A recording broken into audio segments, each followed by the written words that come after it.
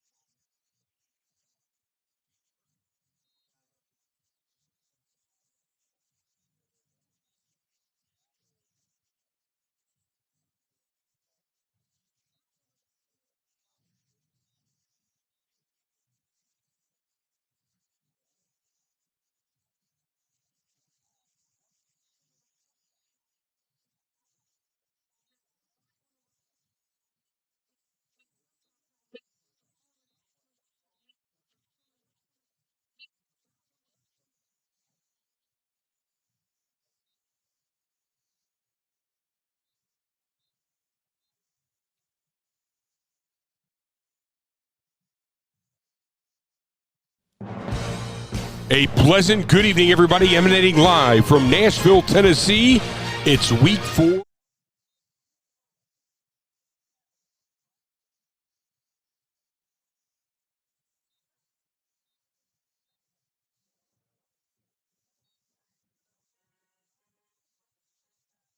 A pleasant good evening, everybody. Emanating live from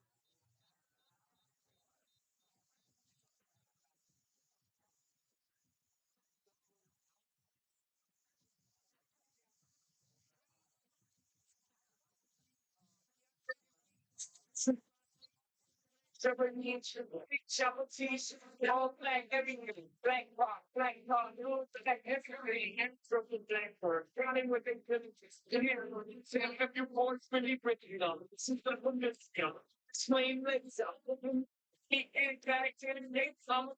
Bears down and it's trying to get scratched. Like it's got a president of the five stick. You know, supervised from here. It's got to say it's like 87 brother. Let me see where you are. Thanks.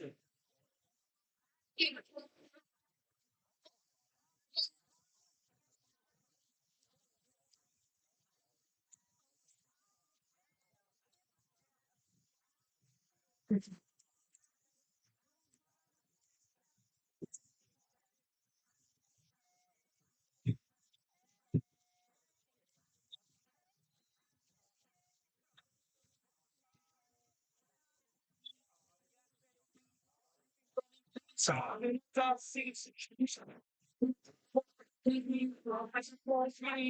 turn up the East Coast. Ain't nobody pressure. I'm in Mason. Hard sellers on the territory. It's been a week. Bro, they gotta take it for the player. The name's winning okay. They still need handing. They ain't gonna feel spade. My whole team got girls from the finger looking like millionaire control. Thanks to rainbows, nothing. It's a song.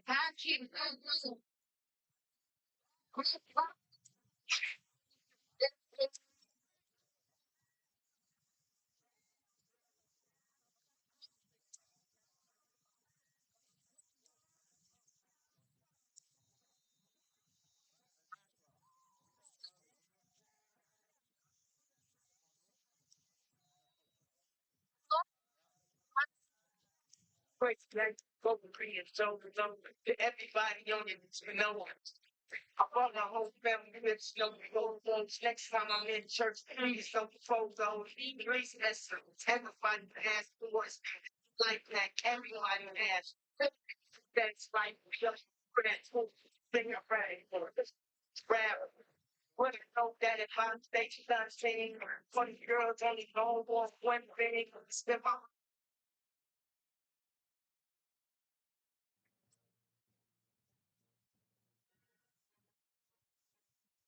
A pleasant good evening, everybody. Emanating live from Mount St. Joe on the west side of Cincinnati. It's Moeller Crusader football. And tonight, the Montgomeryan countdown to kickoff, regional quarterfinal edition. Here we go. The road to Canton starts tonight for your Moeller Crusaders facing a familiar playoff foe in the Lakota West Firebirds. Moeller comes in seeded number 2 in the Division I Region 4 bracket, 7-3 on the season. Lakota West enters 7-4 with the number 7 seed. These two teams know each other well. We have a full show for you previewing tonight's big game. Lakota West, Tom Bolden, Herb Mathiani, and his Moeller Crusaders live tonight from Mount St. Joe. Regional quarterfinal action, Moeller, Lakota West. Next on the Montgomeryan countdown to kickoff on WMOE and the Moeller Broadcasting Network. It is a wonderful day, and we have got quite a crowd on our hands. I've seen a lot of crowds down here, but never one quite as hungry as this one. Hungry for a win? No, I mean the world-famous Montgomery and ribs.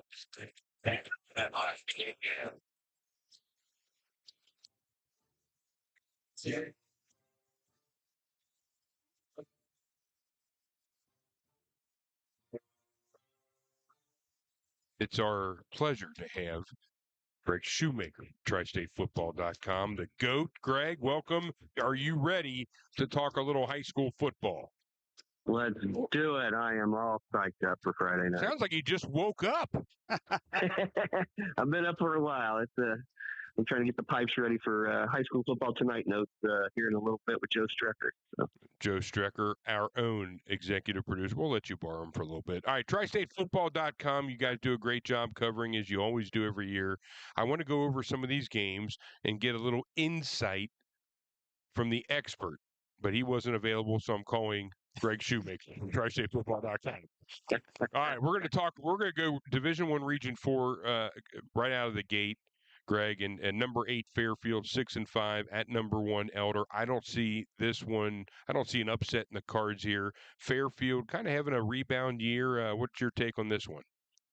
Yeah, nice job there by Fairfield getting to this round.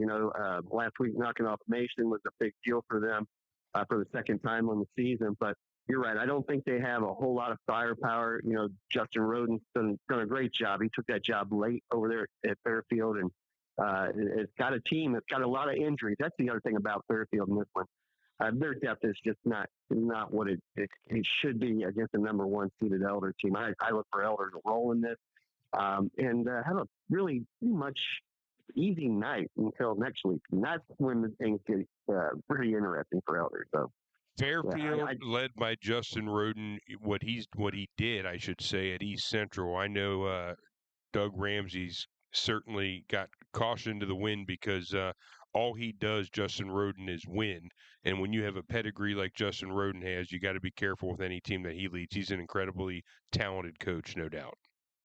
Yeah, absolutely. And you look at this whole region, Division I, Region 4. I mean, Roden's won a state championship, like you said, at East Central. Elders, Ramsey's won a state championship. Birch won. Did Bert win a state championship? No, you had to bring that up. Now, why are you doing that to us? He's been there, but he's been there, though, right? We're still getting counseling for that, and you just had to bring that up. Number 5, Winton Woods, 9-2 at number 4, Princeton. 8-2. This is a sneak, Andy. Andy, I'm going to go. Andy, I'm going to let you pick first. Then we're going to get Greg, the GOAT of high school football, give his prediction. I've said this, Greg, all year, and I'm married into an Elder family. And I live on the west side, and I've said this. This team is good, but we're not talking about. You're going back to the Elder. But I'm setting this up. I think the winner of this Winton Woods Princeton game has a chance to beat Elder. And this is going to be a good one, man. I don't know. I mean, you have athletes on both sides of the ball for both teams in this GMC tilt, but I don't know, man. I don't know. Give me the answer, Andy Nagel. You sound like a damn politician. Give me your pick. I'm going to go with the Princeton Vikings because my mother is a proud grad at Princeton. All right, Greg Shoemaker. Yeah. I hope your answer is better than his answer. Give me your pick and tell me why.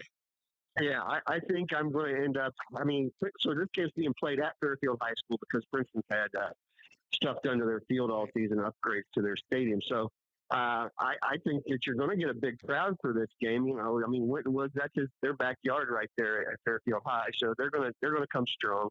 Here's the thing about this game. Isaiah Garrett is back for Winton Woods, their fine running back, their junior running back. He did not play the first 8 games of the season. Last week, he ran for 175 yards. He is a difference maker in their backfield. And, man, that's a whole new element to what that brings. That opens up everything for Bryshon Brown in the passing game for Winton Woods. Now, that said, I mean, I still don't trust – I don't trust Lawrence Barnes, but the quarterback over at Princeton, he had 6 interceptions in that first game against Moeller this year. He played a lot better. But, boy, I mean, when you're talking about team speed here, he had a little bit of trouble at Middletown. And I think he's going to have the same sort of trouble with the team speed here against Winton Woods. So, I like Winton Woods actually come out on top in this one. Only for the fact that Isaiah Garrett's back, and they have looked really good with him at running back the last 3 weeks. Nobody's asking me who I'm picking. Greg asked. Okay. Who do you like, BC? I didn't know about the running. I didn't either. Give us that information. That's why we got this guy in here.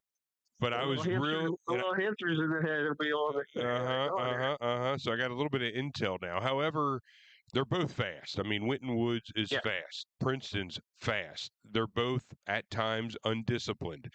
But I think Princeton has it. I just think this is their year to get to that next step, that next phase. I'm going to go with Princeton in this one, but 51%, because now that you said that about the running back, you had me second guessing my choice. So, Greg, we will come on next week and say you were right if Winton is Greg, let me ask you this. Do either one of those teams have a legitimate chance against the Elder Panthers? If they both win out, obviously. Yeah. Absolutely. I think they do. You said something, Andy, that I think a lot of people when the season started didn't expect Elder to be 10-0. They've won a lot of good games. They've been fantastic. But there's Soft something schedule, about it Greg. when you look at them, you scratch your head and go, "Oh, that's a 10-0." So Yeah, they yeah. got there. That's great. But yeah, I do think either one of these teams has a real legit chance. But again, you guys were at that Moeller game at Elder, and they sold that pit out. And I think that game will definitely be another sellout next week at the pit. So, and it's hard to win in the pit against that crowd. You guys know how hard it is when you get 10,000 Westsiders in that stadium. It's a special place, and it's a tough place to play. All right, this next game, I'm going to go first. It's Lakota East, 8-3, coming at the number 6 seed. Number 3, St. Xavier, 7-2. I am a Ryder Hooks fan. I think that kid is incredibly talented. I understand what St. X has on defense. I've seen it firsthand. I know what they have. I'm a big Braden Riley fan. That's my dude. But Ryder Hooks is really good. I'm going to go with the upset. I think Lakota East knocks St. X out tonight. Give me your thoughts and give them to me now. Greg Shoemaker. So I'm with you. I'm a Riders Hooks fan. I said tonight. I meant Friday night. Go ahead. Yeah, well, I'll give you a little intel here. We are voting for all district teams tomorrow, all the Riders. And my vote for Ohio Mr. Football will be Ryder Hooks. Now, that's just my vote. So everybody else gets their vote. But, I mean, the kid's got 2,000 yards rushing. He's got 5 interceptions. He leads the DMT in interceptions, too. I think people don't realize that. They're going to throw him on the other side of that football. And I haven't been sold on Jackson Fry all season or the St. X running game. That's been absolutely trip. Basically, I mean, I don't understand why Daniel Vollmer wasn't getting the football. Well, but they've been using him offensively a little bit more in the second half. Am I correct? Yes, they are. But, I mean, even Jacob Brett, he had 2 running backs on St. X that came into the season with more than 1,100 yards rushing in their careers. And Brett hardly has touched the ball in offense this year. I don't understand it. And the sophomore kid I liked a lot too, and he hasn't been running the football a whole lot either. So they better run the football because I'll tell you what, last week, I mean, Ryder Hooks was lights out. And you're right, he's a special player. He is a game changer. I could see that being an upset. I need a pick. I think I'm going to still stay with St. X at home on this one. Despite everything you just said. Yeah, I just think when Lakota East gets to you're like Lee Corso. I mean, you give every reason why to go with one selection, then you go the other way.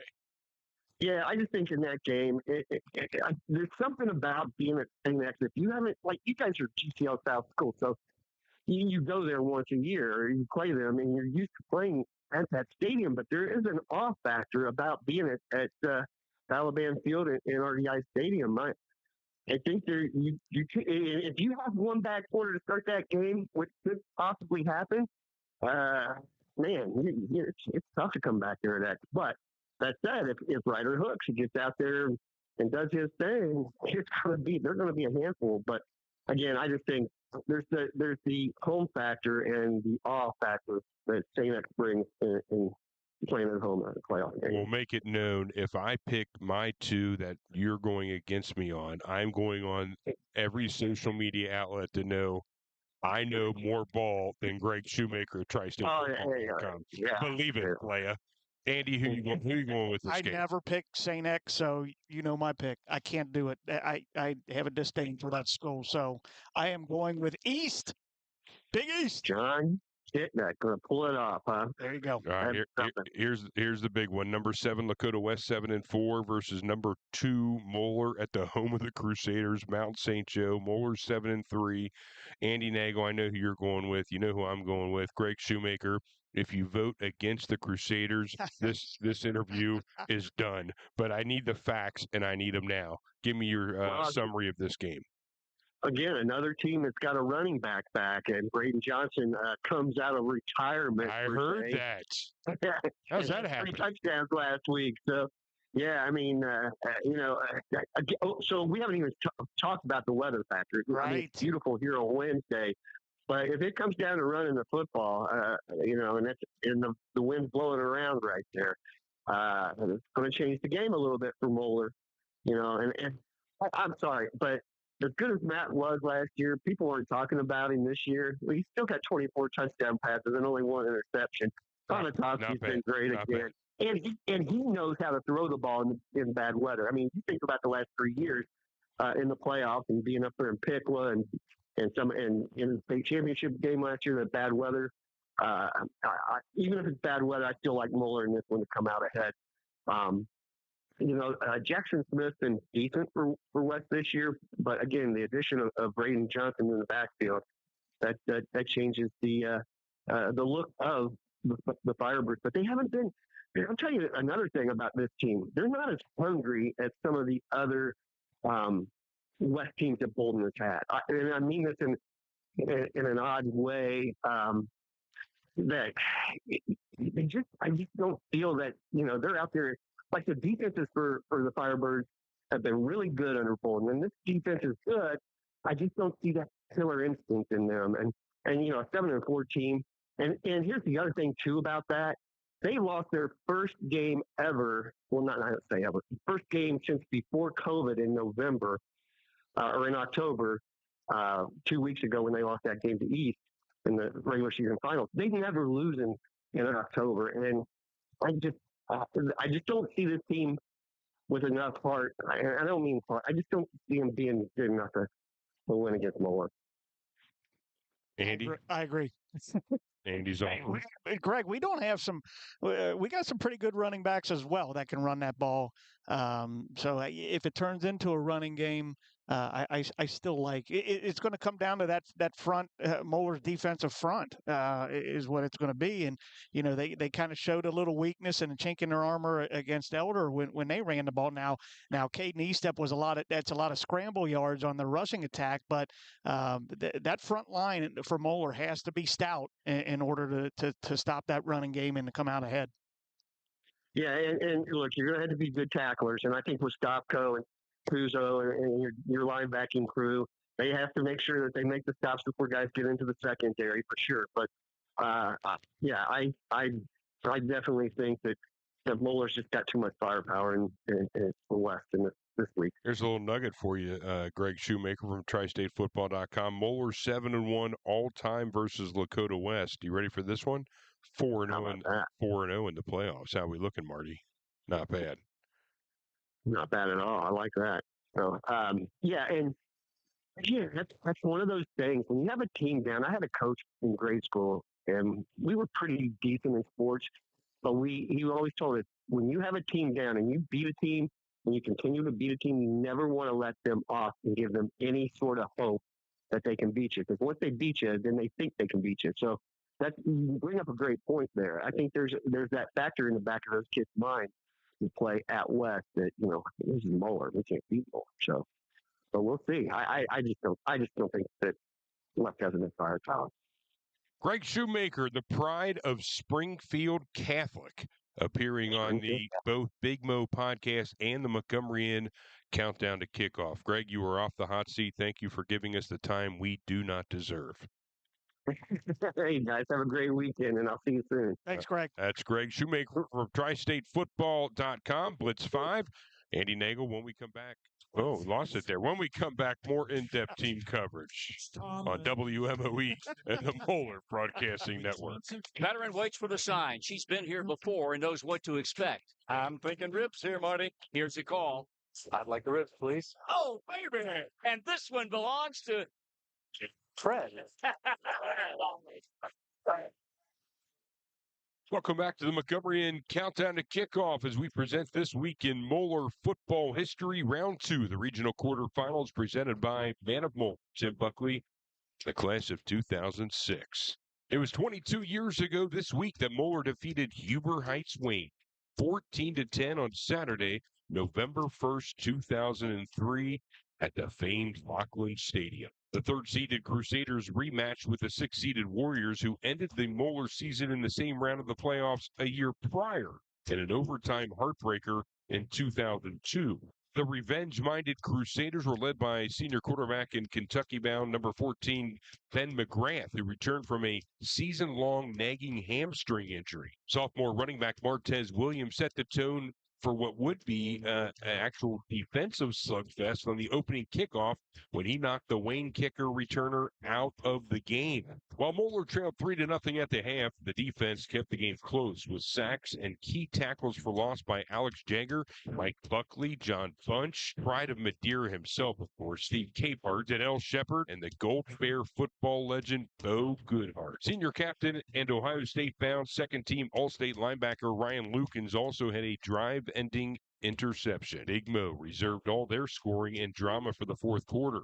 McGrath opened the Big Mo scoring with a tough 5-yard touchdown run with 9:53 left in the game to finally take that Moeller 7-3 lead. With 1:56 remaining in the game, future Boilermaker and NFL wide receiver Greg Orton's 44-yard touchdown pass gave Wayne a late 10-7 lead. Moeller's final drive in season faced on a 4th and 10 with 29 seconds remaining when McGrath found his buddy Bill Cleary on a 13-yard reception and first down. The very next play, McGrath connected with tight end Neil Wonder for a frantic 17-yard catch and run touchdown to take the lead for good with 26 seconds remaining. Kicker Tyler Wayman knocked in 2 extra points, but the big one was his final swift kick, which bounced off Wayne player and was recovered by Ryan Trainer for Moeller to complete the kneel down and thus win the game for your men of Moeller 14-10.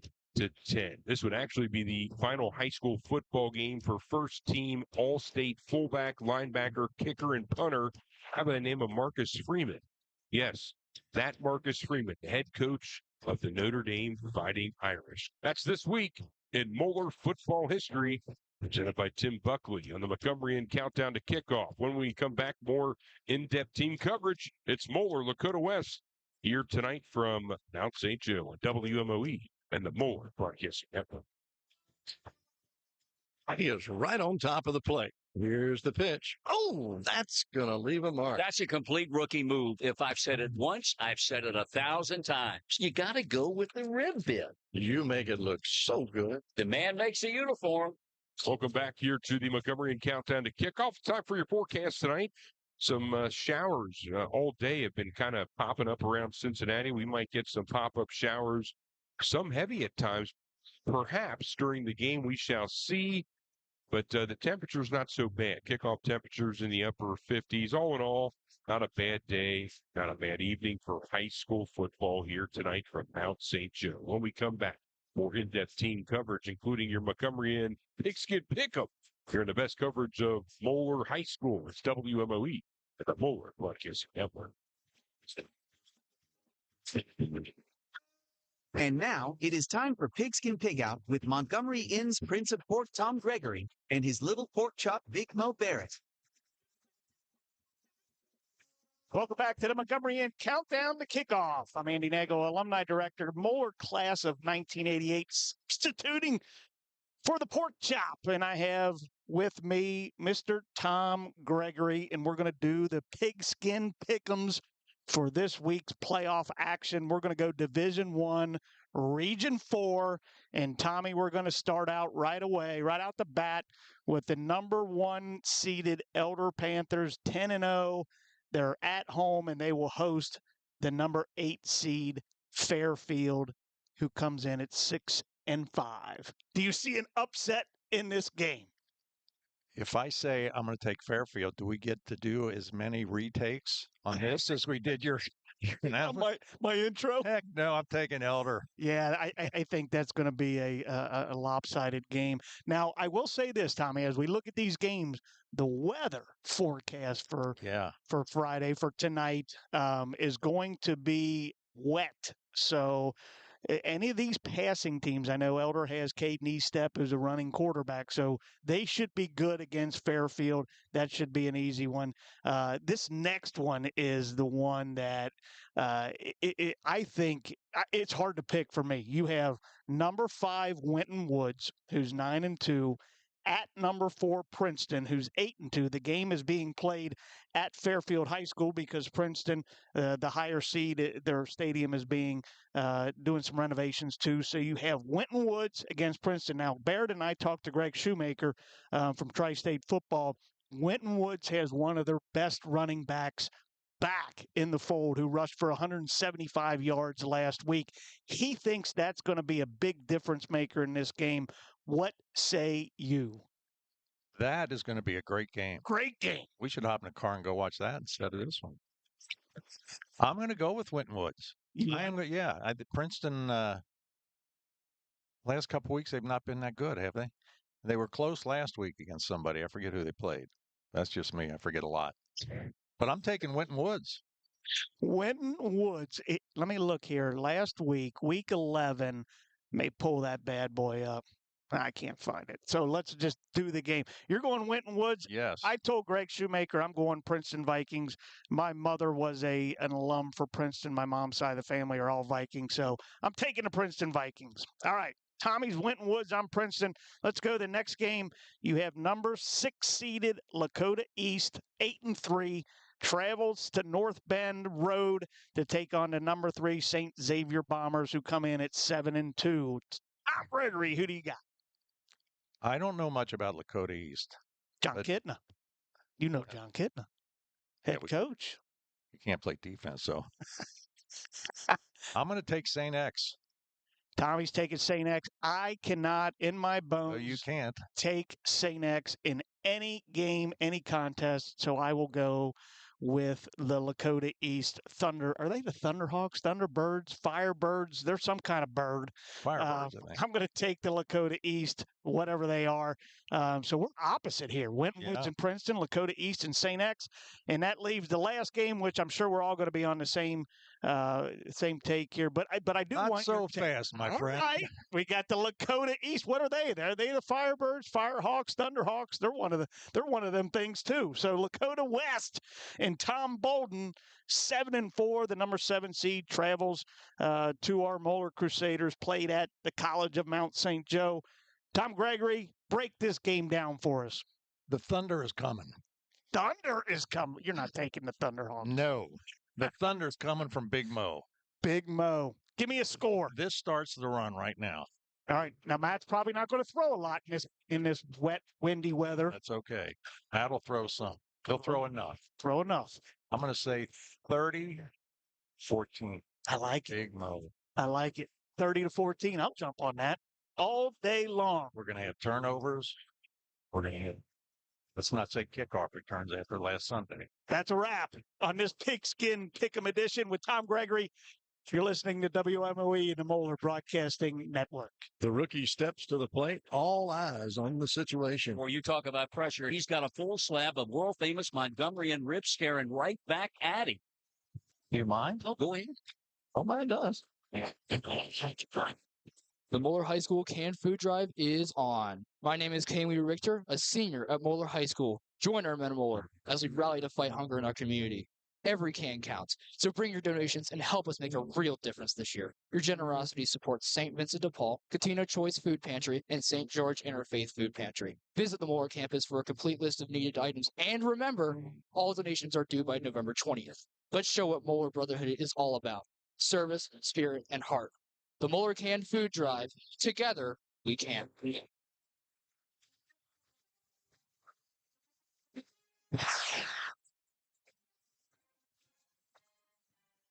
Welcome back to the Montgomery and Countdown to Kickoff here from Mount St. Joe, and I have Alumni Director Andy Nagel with us. And Andy, before we kick off tonight, we want to let the fans know about a big event coming up, but the day before Thanksgiving, it's become kind of a tradition. Now talk about that. It has, Barrett, and thank you for having me on this pregame show. Wednesday before Thanksgiving is our Young Alumni Pizza Lunch. So it's those young alums that have just recently graduated, class of 2025, 2024, 2023, and 2022. We invite them back for a pizza lunch. It'll start at 11:30 in the student commons, and it'll probably go to about 1 o'clock, but it's a good way for those guys Not all of them went away for college or anything like that, but it's a good way for those 4 classes to get back together, reunite, have some pizza and some Moeller brotherhood and in the Commons, and we'll show them the new spaces and go from there. What I love about it is it's for both sides. It's quick. It's like an hour, right? An hour and a half tops, but it's like in and out. And I think the guys appreciate that. Certainly we do because it's the day before Thanksgiving, but a great opportunity for these young alum. And they always come back with their shoulders back, little peacock feathers out. They're now alum. For the guys that are like 4 and 5 years out, they're now either at the end or just completed their college career, getting ready to enter the real world. And you get that mix of guys, those young alum come back. It's pretty special. It really is. And, to add on to that, Steve Coleman, class of 2010 and a teacher at Moeller, he's actually started another tradition for our 5-year class reunion. So the class of 2020 will celebrate their 5-year class reunion. That's very same day, the Wednesday before Thanksgiving. That'll be a 4 to 6 p.m. in the Commons. It'll be kind of that is a special class, a happy hour, so to speak. But that's one of the biggest get-together days of the year for these young people. So we're going to have that class of 2020 start at Moeller, and then they can kind of go out and. I was going to say, do you think there's a chance at 6 o'clock that they take the show on the road after 6 o'clock? I think there's a very good possibility of that. Very good thing. Absolutely. Andy, we got Moeller and Lakota West tonight. We'll be back with more in-depth team coverage. Kickoff right around the corner. It's Moeller Lakota West here from Mount St. Joe on the best coverage of Moeller football. It's the Montgomery Inn Countdown to Kickoff on WMOE and the Moeller Broadcasting Network. It is a wonderful day, and we have got quite a crowd on our hands. I've seen a lot of crowds down here, but never one quite as hungry as this one. Hungry for a win? No, I mean the world-famous Montgomery Inn ribs. The blue and gold is a brotherhood. Ponatoski, he wants to throw it deep. He's got an open receiver. Touchdown, Moeller. We work hard. Going to run straight ahead, and he pounds it in. We play fast. 35-30. He's going to try to make a move. He does, and he shakes and bakes for a Moeller touchdown. Our preparation prepares us for our purpose. Little slant pattern, and is intercepted. Every rep counts. The middle, he's going to work his way. Touchdown, Crusaders. Moeller Crusader football. That's the snap. He's looking. He's going to throw again. A wide open. Touchdown, Moeller.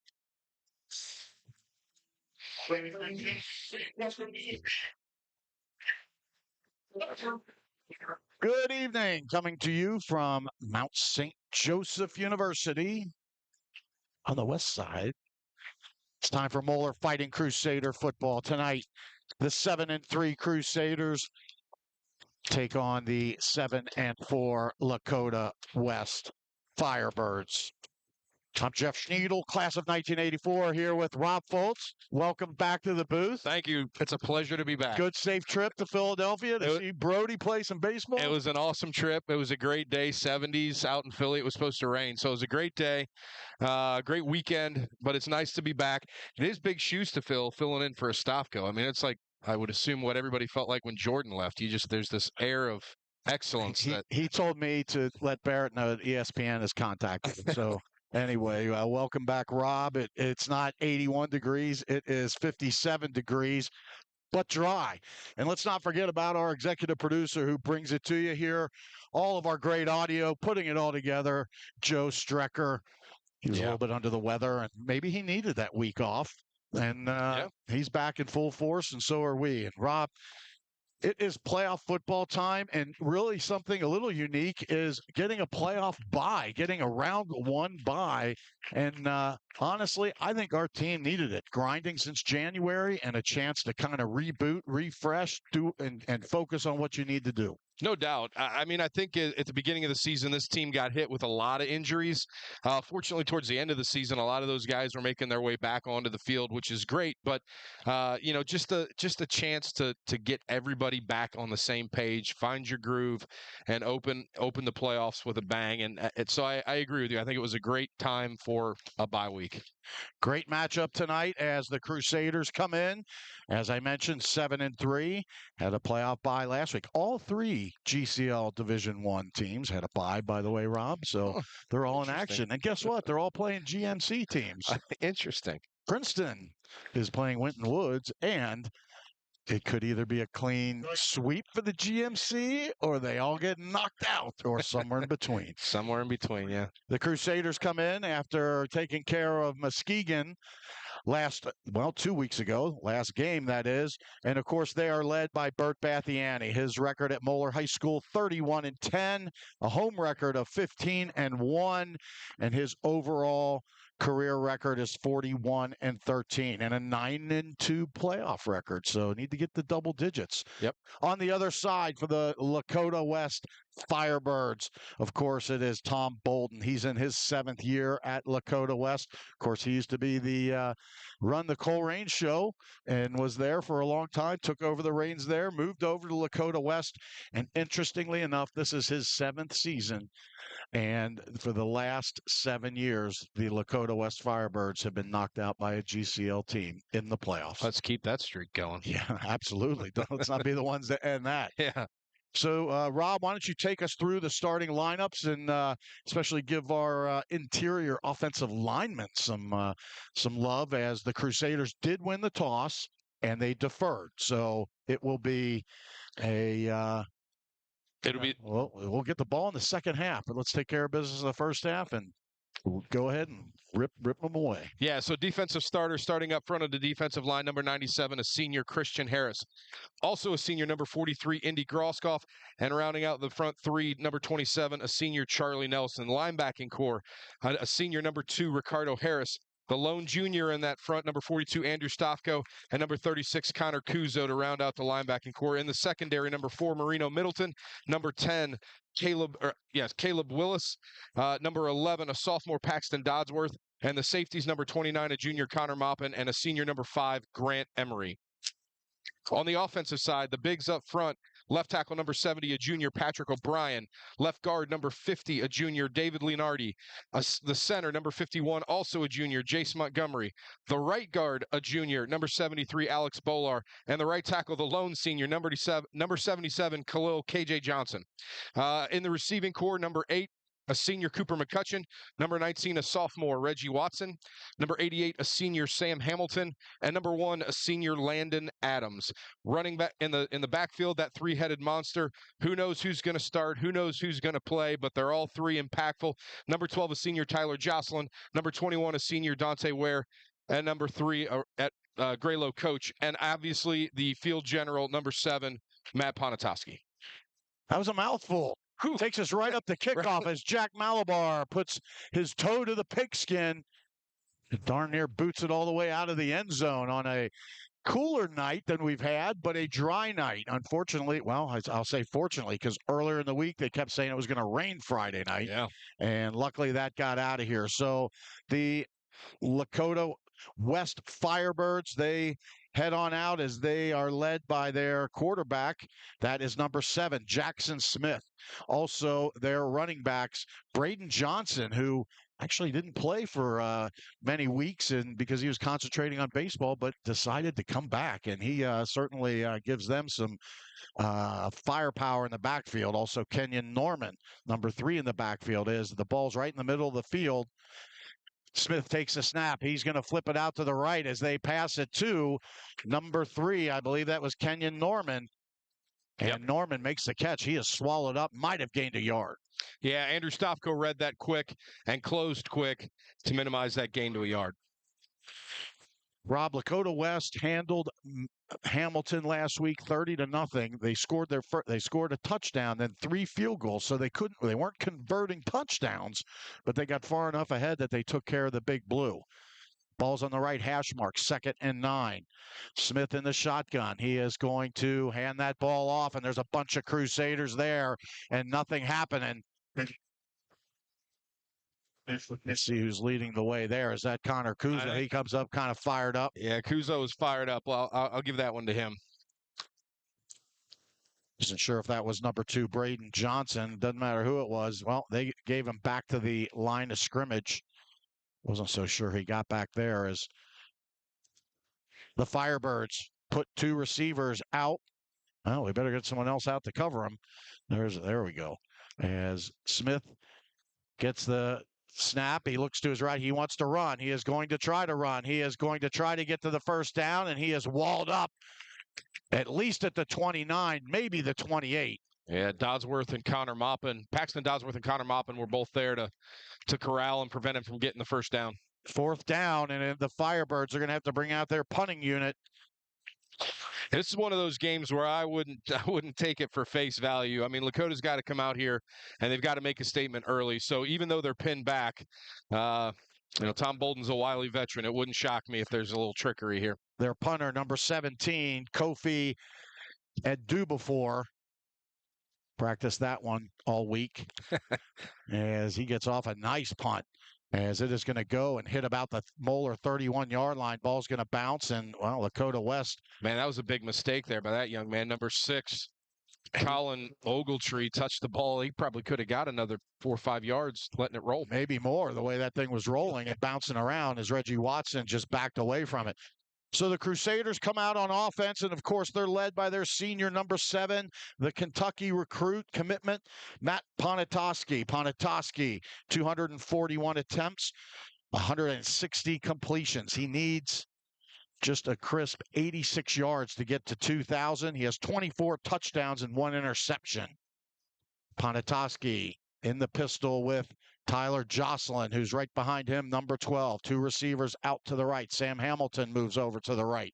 And they are going to hand it off to Tyler Jocelyn. He tries to make a cut, and he is going to lunge a little bit forward. Looked like he got hit in the backfield. Not sure if he got anything on that. Yeah, Coben Ogletree, number 13, or excuse me, 33. 13 was the one who made the initial hit. The Firebirds are in their black helmets and white tops and white pants. The Crusaders doing the Savannah Banana imitation with their blue helmets and gold tops and gold pants. Now everybody shifts over to the left side. Ball's right in the middle of the field. Ponatoski, he throws a little wide receiver screen, and unfortunately it looked like Reggie Watson just caught the ball but slipped. Honestly, Rob, that's one of those ones, if that happens, better drop the ball. Yeah. Would have saved them 2 yards. So a loss of 2. Crusaders going the wrong way. Just underway here at Mount St. Joseph University. Just under 9 minutes to go, first quarter. Yeah, well, it's not raining now. The ground is a little damp, so wondering how much that's going to affect the turf tonight for both these teams, truthfully. Well, Reggie Watson looked at the turf like it was the turf's problem. It took his leg out. But anyway, the ball is on the left hash mark. Crusaders going from our right to left. 2 receivers on each side. Ponatoski goes back. Here comes some pressure. He's going to step up. He eludes the pressure. He wants to throw it, and he does. However, he had 2 receivers in the area, but the ball goes really nowhere close. As Ponatoski started scrambling, I thought he might run, but things were closing down quick. He would have had to have a miraculous John Elway run to get anywhere near first down yardage. Yeah, and with that brings up 4th and 13. It's like the ball is just about at the 27-yard line. Well, they straightened up the sticks a little bit. Let's say 4th and 12. Not that that matters. Crusaders set to punt. Here's a snap. It's good. It goes back. Wow. A lot of pressure in there as ball is caught by Lakota West at about the 40-yard line. Good coverage by the Crusaders as they bring him down in Lakota West territory. Lakota West will have their second chance at the ball. No score, just underway. We're going to take a quick break. You're listening to WMOE and the Moeller Broadcasting Network.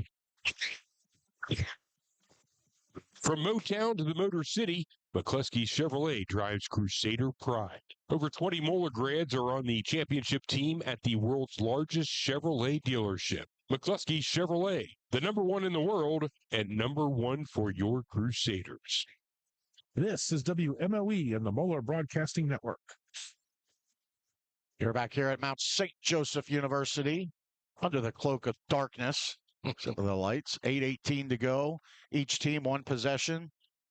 The Firebirds came the closest. They got within 1 yard of getting a first down. The Crusaders went backwards. The Firebirds now get their second opportunity as Smith is going to give off on a little jet sweep and really nothing there. And a lot of Crusaders just clogging it up. And that's going to be against the Crusaders, I believe. Yeah, and that was Kuzo on the tackle, though. Dodsworth was tangled up with the Lakota West. He gave a little shove and looked like one of those playground things where the kid stands behind you and someone doesn't let you know he's there and pushes him over. Yeah, it was Oscar worthy performing. I don't know about that. I don't know if he knew his guy was there. Or he got his legs taken out, but you know what? I mean, the guy kept trying to block Dodsworth. He got the best of them, but I guess in the end, the Firebirds got the best of the Crusaders as they get into Crusader territory down to the 41. Ball's on the right hash mark. One receiver out to the right, and two to the left.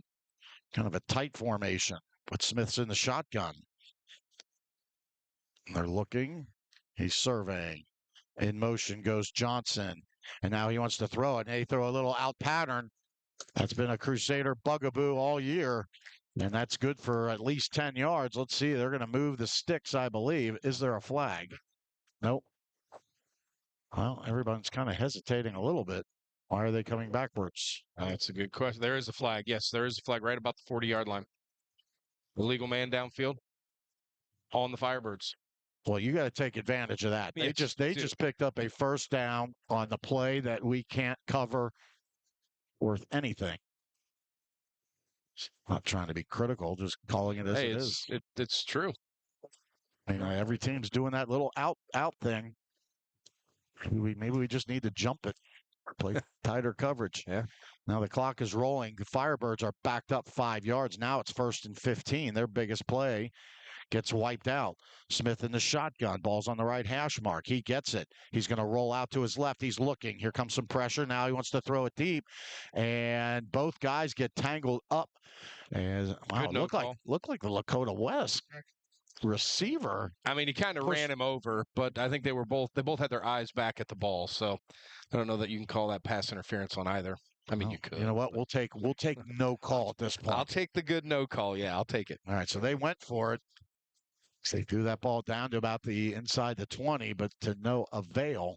It is 2nd and 15. Ball's on the right hash mark.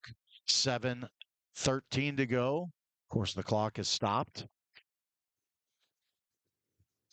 I hate watching some of these games. People go out of bounds. The clock still runs, and you don't know whether someone's making a mistake or not. But here's Smith. He gets it. Here comes some pressure. Here comes a little wide receiver screen, and nice. perfectly read. Who's that? Stavko staying home. That is 42 staying home, dragging him down. And there is a flag on the play, far side of the field. Let's see what we got here. And I think it's going to be against Lakota because it looks like they're asking if they want it to be declined. 1 yard gain. Well, the far referee is saying, hey, let's decline it. Well, you guys are working for us. False start. And it is declined. Back though.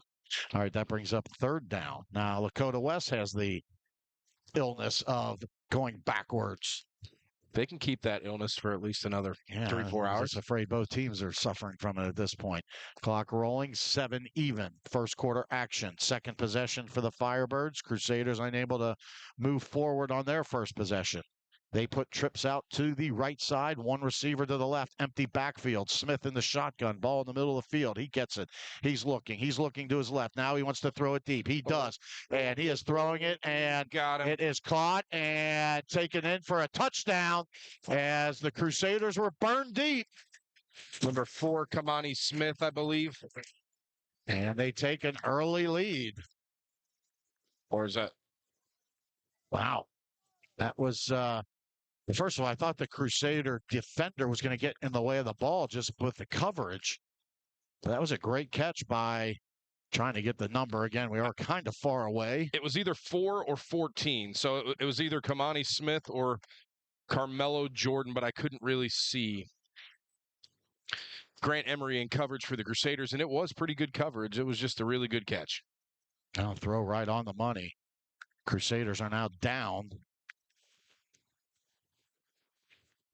As Joe Strecker mentioned, that was tossed around the booth that Lakota, wow, extra point hits the goalpost and in. They only had 3 really big plays last week. Well, they got one right now. 6:39 mark. Crusaders down 7-0. You're listening to WMOE and the Moeller Broadcasting Network. This game is brought to you by Executive Transportation. Executive Transportation, you arrive with confidence. Executive Transportation, proud chartered bus partner of your Moeller Crusaders. Hudon Construction has been a leader in interior commercial construction for over 13 years. Just like Moeller is committed to building remarkable men, Hudon is committed to building successful partnerships with employees, clients, and subcontractors. Hudon builds to win. This is WMOE and the Moeller Broadcasting Network. We are back here at Mount St. Joseph University. 6:39 mark on their second possession. The Lakota West Firebirds score on a 3rd and 15 play, and they throw it towards the end zone. He actually caught it out of the end zone, but made a nice catch. Took it in. And for clarification, it was number 14, Carmelo Jordan, that caught the touchdown. While they do have red numbers on white, they are not the largest of numbers. And here's the kick that goes into the end zone. So the Crusaders are going to start with their second possession. And Rob, it just did not look really fluid or crisp on the first possession for the Crusaders. No, but, again, the game's early. It's let's see what happens in the second drive. Well, we can't see what happens for too long. We're going to be staring at one of those first 2 games that we had, being down by 2 scores. So let's get this thing going here. Ponatoski comes out. He's got number 12, Tyler Jocelyn, behind him. He's got a receiver out to each side. Big front. Let's see if they're going to run it and run it hard. As Ponatoski in the shotgun. In the pistol, he gives it to Tyler Jocelyn. Jocelyn tries to go around the left side. He does.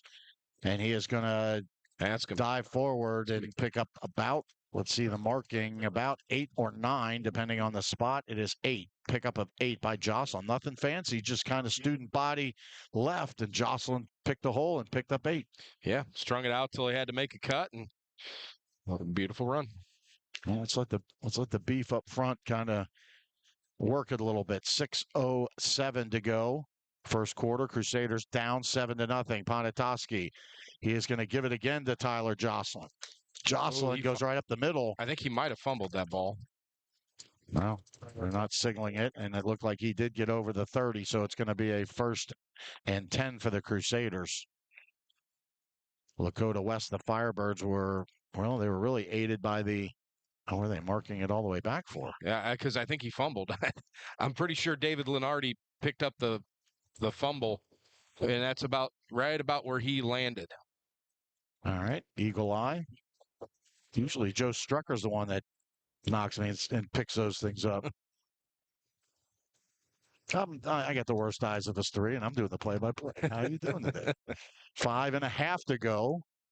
Ponatoski now, he's up under center. They move 3 guys over to the right side. Jocelyn in the backfield. Let's just see if they power it up, and they do. They give it to Jocelyn, and he is going to get over the 30 and out to about the 34. And I believe that was Dante. And another flag. And there is another flag. Well, don't you play to the whistle? No, are they gonna call a personal foul on the Crusaders? It came from over here, but he was looking at our blocker, pushing the guy well back into the secondary. Let's see what they converge. Is it illegal to block to the whistle? Yep, personal foul. Personal foul against Lakota West. There we go. Well, keep it. They got one on us. Now we get one on them. I honestly thought our blocker. I mean, he didn't do anything bad. He just kept doing his job. So they recognize that. Did not see the personal foul. Again, that's a 15-yarder, just as the Crusaders got penalized on one and set up the Firebirds. It's going to push the Crusaders. Well, Jocelyn got out to the 34 and now gets it out to the 49 of the Crusaders. Yet to get into Firebird territory. Now the ball's on the right hash mark. Cooper McCutcheon. He moves over to the left side, and they're going to do a little jet sweep to Reggie Watson. He tries to get around, and he gets his jersey grabbed from behind and slung down. I mean, he went backwards. They grabbed the jersey. I don't know why that's not a horse collar. Well, And he got the jersey. Reggie's still down. I believe that was number 23. That's listed as Roman Combs. Well, he does not look like a 6'5" wide receiver on that, is what he's listed. So unless we're playing musical numbers, we've had our share of that. Does the nameplate not count in high school football? Is that just college and the pros? I thought if you got the nameplate as well and they went backwards. Reggie Watson's down, 4:48 mark. Crusaders down 7-0, but they got the ball. You're listening to WMOE and the Moeller Broadcasting Network. Beacon Orthopedics and Sports Medicine treats the most high school, college, and pro athletes in the tri-state area. From surgeries and physical therapy to orthopedic urgent care in the evenings and Saturday morning clinics. Our specialist will get you back in the game and on your schedule. Visit beaconortho.com and experience the Beacon difference today. Delight More Events to Remember creates memorable occasions allowing you to be a guest at your own event. Delight More prides itself on serving the Cincinnati and tri-state area for whatever occasion you might be hosting. Contact them for your next catered event. This is WMOE and the Moeller Broadcasting Network. We are back here at Mount St. Joseph University. Reggie Watson is still down. 4:48 mark. A lot of concern by the Crusaders now. What happened was they did the jet sweep, and one of the Lakota defenders, I don't think it's not a nasty play or an illegal play, basically grabbed his jersey, and he did slung him backwards, if that's correct terminology. Ken Keener might be listening. Former English teacher, might be correcting me. Okay, downgraded 1 or 2. But anyway, Rob, my question there is, if that was number 7 that got slung down like that, would that have been a penalty? Because it's the quarterback. That would have been a penalty on any quarterback in this city. Yeah. But because it was Reggie Nelson, I guess there's no flags that Reggie Watson. Excuse me, Reggie Watson. But yeah, any quarterback in the city would have drawn that penalty. Well, Watson has been a great. He's up on his feet. I mean, let's hope best case scenario, he just got the wind knocked out of him, because that's a tight play. I mean, he did get slung to the ground, and it doesn't look like he's limping, or hopefully no limb is injured. But they are bringing him over to check him out. Crusaders coming back out on offense. Watson right down in front of us, and now we're not going to see what happens because they bring the overhead tent over him. Ponatoski in the shotgun. Cooper McCutcheon works his way out to the right side. 2 receivers out to the right. Ponatoski's getting flush. He's going to the right. He's going to throw, and he completes it out. And that's number 1, Landon Adams with the grab. And he works his way down the sideline. Picks up about 21. Well, they're going to say about 2 yards. He got to the 31-yard line of the Firebirds. Started at the 49. That Moeller math says 20 yards and a first down. There you go. I'll take that, Mr. Reliable. Seems like whenever there's a big catch that needs to be made, Landon Adams is on the receiving end of it. 2 receivers out to the left, 1 to the right. Ball's on the right hash mark. Maddox Nelson in pursuit, and Matt Ponatoski goes backwards, and he tries to elude the defender, Judah Blair, a sophomore linebacker. And unfortunately, Ponatoski takes a 19-yard loss. Make it 20. Nope. Make it 15. That's I thought he was all the way back in our territory, but he's at R46. So, well, we usually say this after a penalty, but now it's a chance to pad the stats. And pad we must. 3:35 to go, first quarter. Crusaders on the short end of a 7-0 score. 2 receivers out to the right. Ponatoski in the pistol formation, and the ball is dropped, and it is picked up by Lakota West. Riley Newman. What are they watching? Ponatoski just got leveled. Wow. All right, so the Crusaders fumbled and lost it. Someone came up and started saying something to number 7. He basically pushed him back, and then he got pushed down to the ground. I don't know what the referees are watching. But Ponatoski took a pretty good shot. There was no acting there. No, that was a shot. And no one watching. I'll tell you what, if the defenders this game angst up and get them fired up seeing that happening. This game will get chippy real quick if that kind of play is allowed.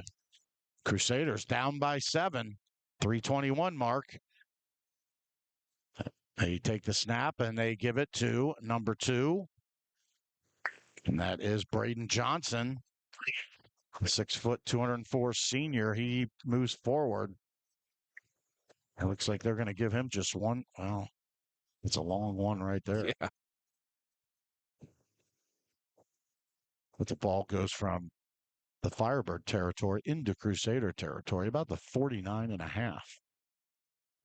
Trying to be precise here. 2:50 to go first quarter. Turnover by the Crusaders. They have not had a lot of that through this year. And Smith goes out and he throws the out, and Marino Middleton, I think his eyes lit up like my eyes lit up. He was there. Man.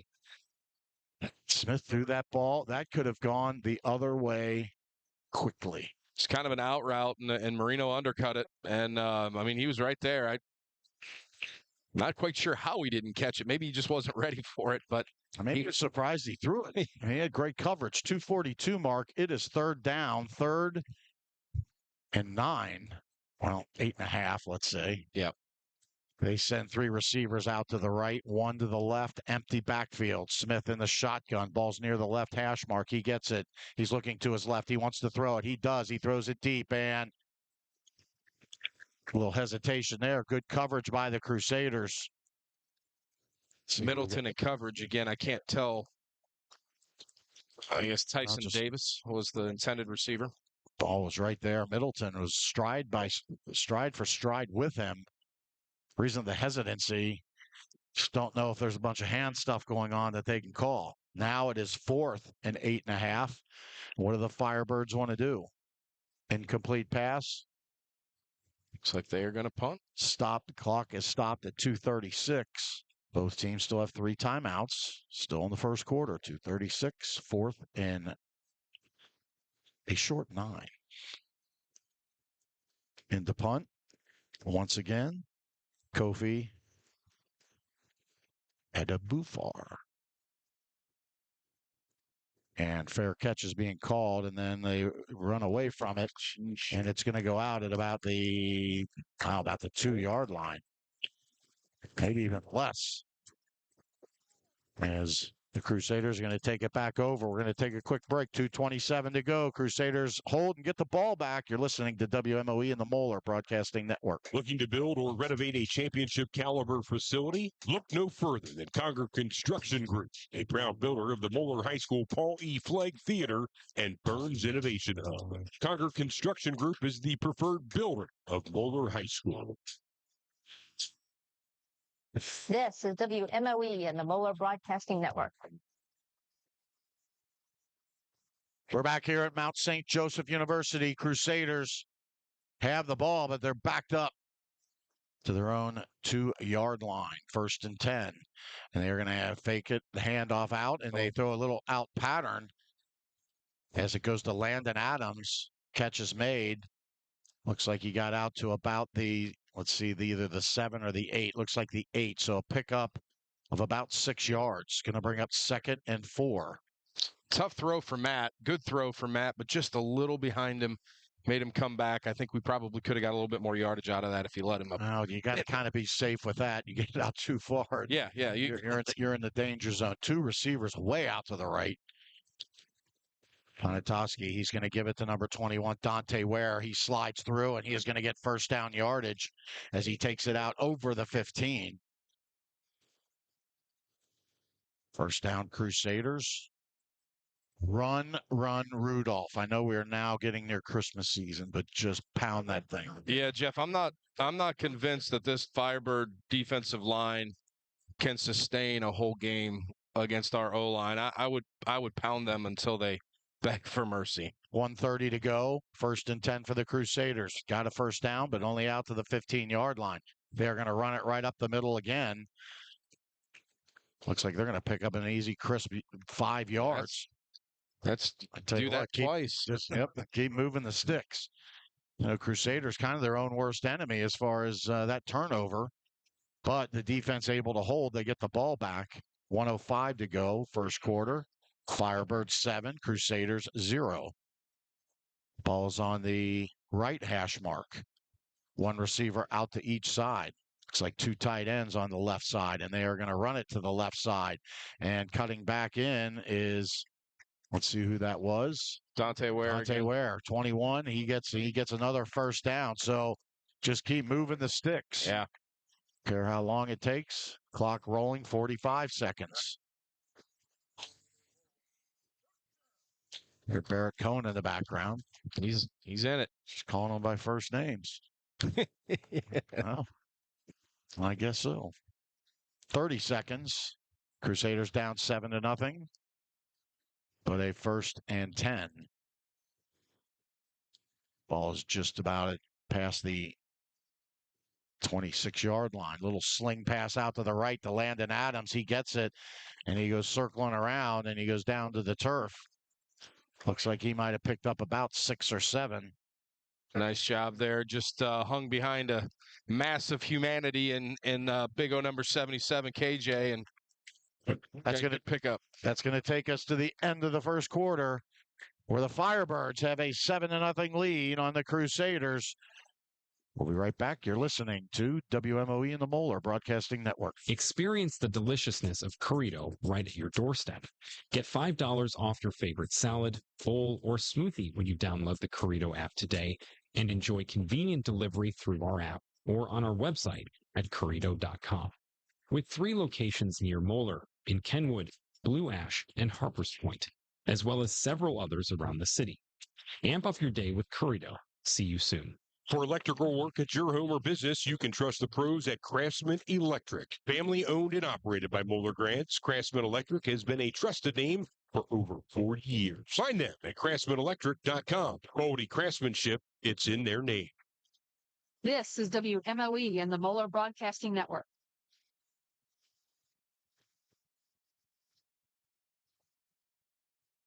We are back here at Mount St. Joseph University. Crusaders with the ball. Flip the field. Crusaders are now going from our left to right. That is north, like where Dayton is, towards south, towards where the river is. There you go. The geography majors. Ball's handed up the middle. And now let's see where the flag. There's a flag that came out. A couple of Crusaders went backwards. I guess that was Dante Ware again with the carry. Personal foul. Let's see. And it's going to go against Lakota West. Well, I tell you what, Rob, you get a free 15 yards. Better yet, on a 3rd down and 1. Yeah. And you convert with a 15-yard penalty. This is where the discipline has got to kick in for the Crusaders, where you have to just stay on task. Don't get messed up in the game they want to play. Yeah, there's been a lot of talking and chest bumping and going on so far, but just stay focused on the mission at hand, and that's to win the football game. Just keep your yapper shut. Go to the whistle. Everything else take care of itself. That's right. You heard it here first. Ball's on the right hash mark. Ponatoski in a shotgun. They're going to hand it up to Dante Ware. Ware crashes up the middle. He gets it into Lakota West territory. I tell you, KJ for the offensive line seems like he's on a mission every play now. I kind of feel like maybe he's getting a little bit of a warning there. Well, the referee came over and said something, but hey, you go to the whistle. You keep driving. Pickup of 2, going to bring up 2nd and 8. Ball flip-flops from the Crusader 49 to the Firebird 49. Ware is on the left hip of Ponatoski. He gets it, fakes the handoff. He's going to throw it. He's throwing it deep and looking, and he overshoots. Well, here's another flag. Well, let's see what we got now. It's probably going to be an ineligible man downfield if I had to guess. Didn't see any extracurricular going on. I was watching the ball down the field. pointing at the lineman right there. Yeah. And are they wiping that off? No, they are marking it off. They back it up 5. I don't know, I'm kind of mixed with that. I mean, second and it's going to go back to 2nd and 13? Or what are they doing? Now Did they decline it? Oh, he declined it. Yeah, 3rd and 8. Well, that's what I was going to say. You could take it to 3rd down. Would you rather 3rd and 8 or 2nd and 18? Well, Coach Bolton says, we'll give you 1 play. Coach Bathiani says, we might take 2 to get the first down. Yeah. 3rd and 8.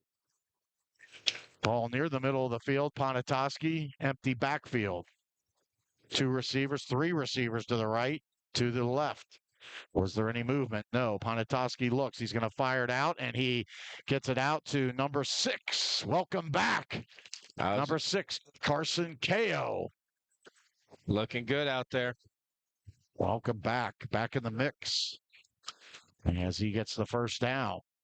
Get him a catch or 2. Get him back in the mix. Yep. Get the cobwebs out. Yep, get the rust. Shake that rust. Now you got your 2 senior receivers. Looking to see where Reggie Watson is. I think he's still in the 10. I have not seen him come out yet. All right, well. Ponatoski in the shotgun, balls on the right hash mark.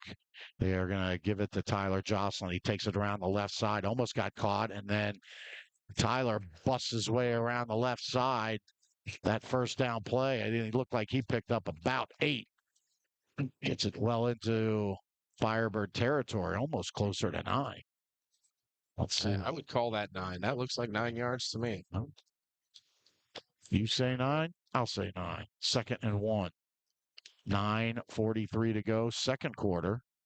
Firebirds the only score. They got 7. Crusaders none. Crusaders driving. And now a flag comes out. What are we doing? It's probably going to be a false start on Sam Hamilton. Just a little flinch. I thought he backed up. Maybe he rocked and then just tried to back up and made it look good. Yeah. I was meant to do this. It's a play call. All right, let's see what we got here. And back us up 5. Well, it takes us out of a beautiful 2nd and 1 to now 2nd and 6. Maddox Nelson, Landon Adams way out to the right. Everyone else kind of bunched up. I believe Tyler Jocelyn on the pistol. Right behind Ponatoski. Ball on the left hash mark.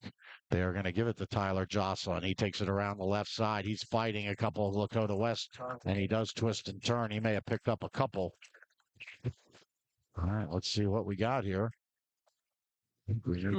About 1, maybe. He picked up about 2 at least.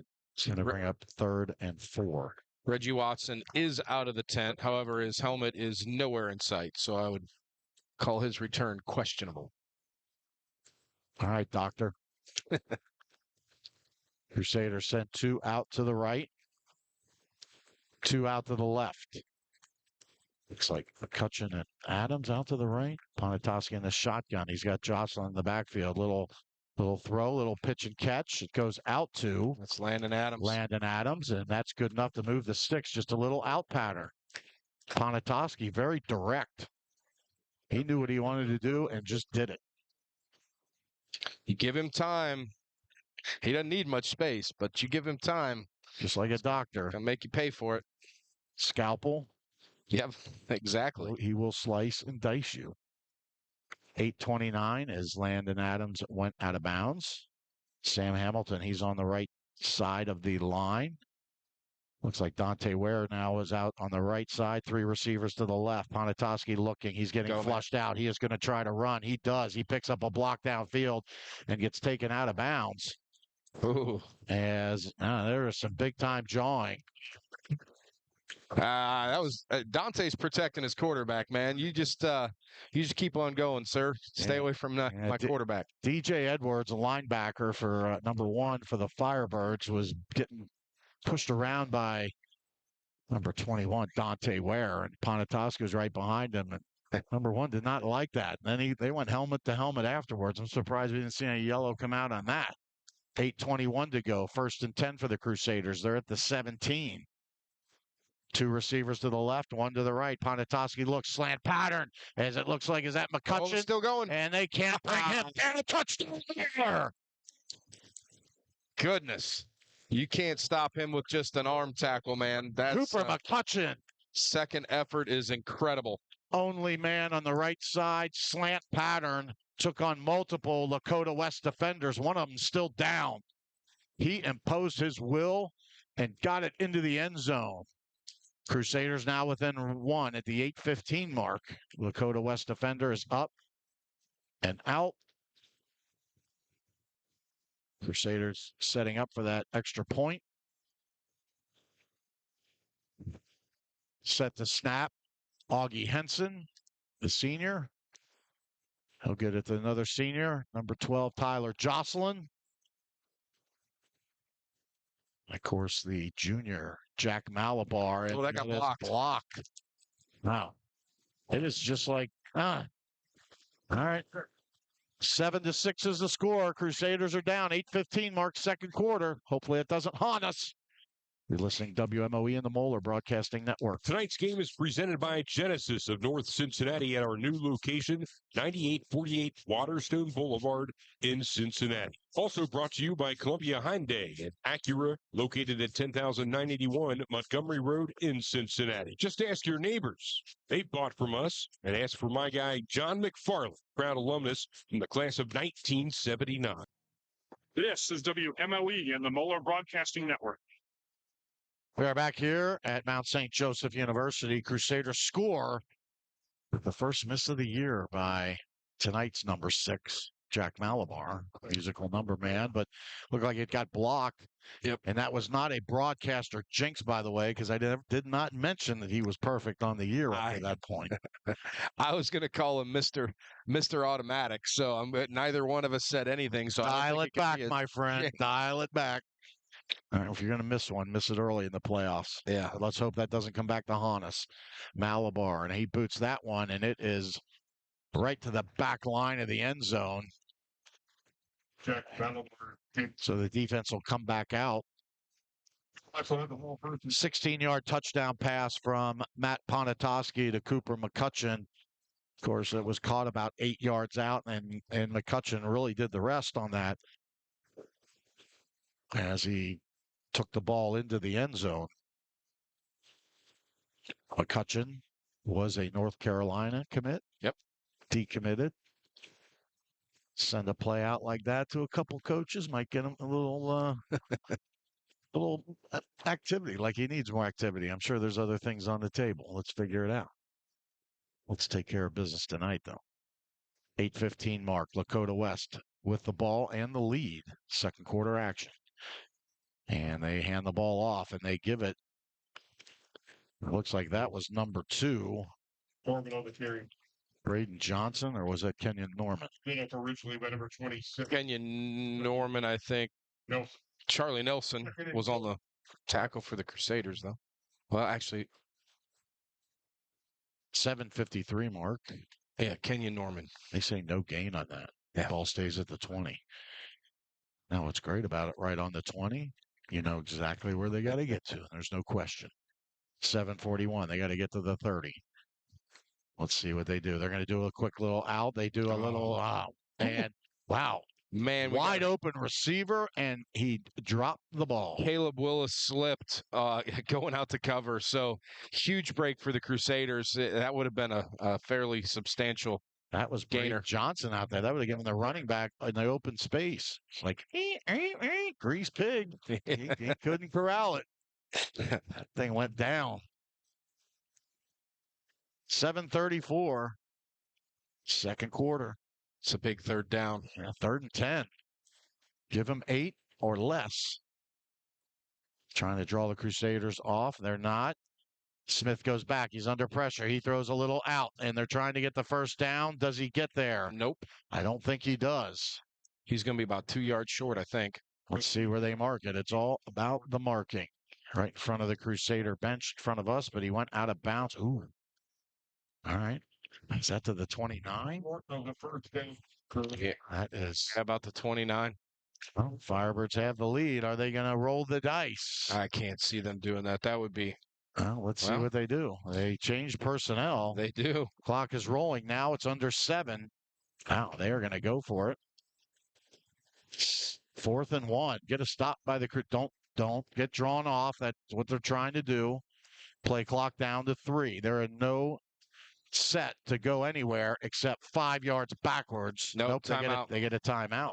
Yeah, they weren't going to run that play. That would have been a silly position to run a play there on a 4th and 2. Like potential game changer there. Now they could come back out, set back up, and run the play that they want. I mean, they could to this point, though. I mean, Moeller offense has been slowly engaging, but we haven't really lit the world on fire yet. If I'm Tom Bolden, I'm going to trust my defense and not put us potentially down at half. I mean, you are in Malabar field goal range. Right. Now, the other thing that just happened was that drop pass. They kind of put you in a box a little bit. Are you going to trust to throw another pass to get 1 yard? Are you going to try to run it? I'm sure the Crusaders would crowd the box. However, it's situations like that where big plays can fester a little bit. 6:44 mark, second quarter, 7-6. Just that uncomfortable feeling so far for the way the Crusaders are going, to be quite honest, Rob. Just seemed like we're with the efforts there, we're just not. Punter is on the field. Now, again, I'd watch the fake, but punter is on the field. Kofi at Dubufor. Don't jump. Waiting for the snap. Oh, is the short guy? No, looked like he was going to. Oh, he kind of bobbled it a little bit, but he got it away. Back to catch it is number 1, Landon Adams. He makes a nifty move, and he gets taken out of bounds. Caught the ball. Number 1 priority. Made the catch about the 32-yard line. Able to advance it. Let's see where they are going to mark it. Are they going to? Wow, they're going to. Dude, that's a terrible spot. Terrible for the Firebirds. Actually, no, I was looking at the. No, they put it all the way out to the 40-yard line. Wrong. They both had balls. I was looking at the wrong guy. I mean, I thought we were 37-38. We'll take it. Ponatoski in the shotgun, ball in the right hash mark. They're going to give it to Tyler Jocelyn. Jocelyn runs right up the gut. Gets into some turbulence of Firebirds. The flock brings him down, but not after a 3-yard gain. It's going to be 2nd and 7. Rob would love to just engage our 8s. Number 8 and 88. Get the tight ends involved. Just spread them out. Let them hit a seam. Just ready to make that comment. We got to get those 2 big guys involved, and I think if they do that, then the running game's going to open up dramatically. 13, Maddox Nelson out to the right. Well, that's Landon Adams out to the left. And here comes a run off to the right side. And that is Tyler Jocelyn busting his way out over the 35, out to the 45. I'm sorry, over the 45. Wow, they're going to mark him at the. Wow, didn't he came down to 46? He landed on the defender and then bounced off him and forward. Nah, baby, nah. They're not seeing it like I'm seeing it. They are not. No, they are not. Have to have a little chat maybe at halftime. Take over if I'm not back. 3rd and 5 for the Crusaders. They got to get to the 50. Ponatoski, he gets it. He's looking. He's under pressure. And he just lobbed it. And the catch was made by Landon Adams. Short of the first down, though. He is at the 49-yard line now. Will the Crusaders go for it? No way we don't go for this. Oh, interesting. No hesitation by the Crusaders. Let's see what we want to do. Do that Christmas season. Run, Rudolph, man. Right up the middle. Jocelyn's in. They're going to be in the pistol. Ponatoski is, nope, he's under center. He's got Jocelyn right behind him. Let's see what they do.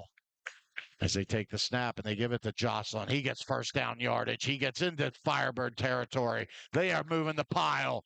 And he gets finally thrown down, but not till he gets almost It's thrown out the 45-yard line. I guess they called it forward progress. Forward progress, yeah. First down for the Crusaders. Got to the 46. 4:19 to go. Second quarter action. That'd be huge for the Crusaders to punch something in here. Ponatoski, he's back to the shotgun. Set Dante Ware over to the left, two receivers on each side. He's looking, a little slant pattern, and they get it. And is that number 88? That is Sam 88. Hamilton? Yes, it is. All right. I think they're listening to the broadcasters, coaches are. They're on the wrong channel over in the coaches' room. Yeah. They're listening to us. All right. Now let's go throw into the end zone. Now, if they do that, I'm going to know they're listening. 3:36. Second quarter. Crusaders down 7-6. Crusaders need to get to the 36. Ball's at the 41 of the Firebirds. Dante Ware in the pistol behind Ponatoski. They fake it. Oh, a little out, and now we can't catch the pigskin. Goes through the hands of Landon Adams. Who's greasing that pig here? Not the greatest throw. Again, a little bit behind, but hit your hands. You gotta hold that in. Usually, I got people texting me. They want to hear that pig sound again. I didn't comment on it. I thought I would just let it go. All of a sudden, I'll be doing it all game. 3:18 to go. Crusaders 3rd and 5. Need to get to the 36, and they are going to try to run it, and they run it. They do as they give it to Dante Ware, and he works his way around, and first down yardage inside the 30. And now there's a flag, and they are pointing. They're going to get Dante for taunting. He was yelling at our sideline, but I believe number 23 was chop block. Chop block. Oh, hey, now it's Lakota West. Take that. Oh. Wow. Now that's just very interesting considering. Let's hope they didn't mix up which way they were going. Now let's start marching it off, people. Student section reminding them that they can't do that. Let's see. Well, they're not marking it off yet. There, let's take the march. Keep going. I should just start chanting, go, go, go, go, go, go, go. He's inside the 20 to the 19. 3:11 mark, 1st and 10 for the Crusaders. I want to make that grease pig sound here where the Crusaders have the ball anymore. Maybe the other side. Clock started, rolling right down. 3 minutes even. Ponatoski in the shotgun. They're in the pistol. Jocelyn, they fake and they try to run, and Ponatoski gets swallowed up by number 23. Is that 23 or 22? 22. 22. Judah Blair. Blair, the sophomore linebacker. Well, I think the Crusaders might have saw something that they could get away with. Unfortunately, Blair had that thing read like a short novel. And the Crusaders lose 5. Ball goes back to the 24-yard line. 2:20 to go. Crusaders in no hurry. But got to get something on the board here. So they are losing. We are losing by 1, 7-6. Jocelyn on the left hip of Ponatoski. It is 2nd and 15, and the Crusaders call a timeout. Yep. So let's take a break. Crusaders down by 1, but driving, trying to get to that lead. We're late in the second quarter, 2:08 to go.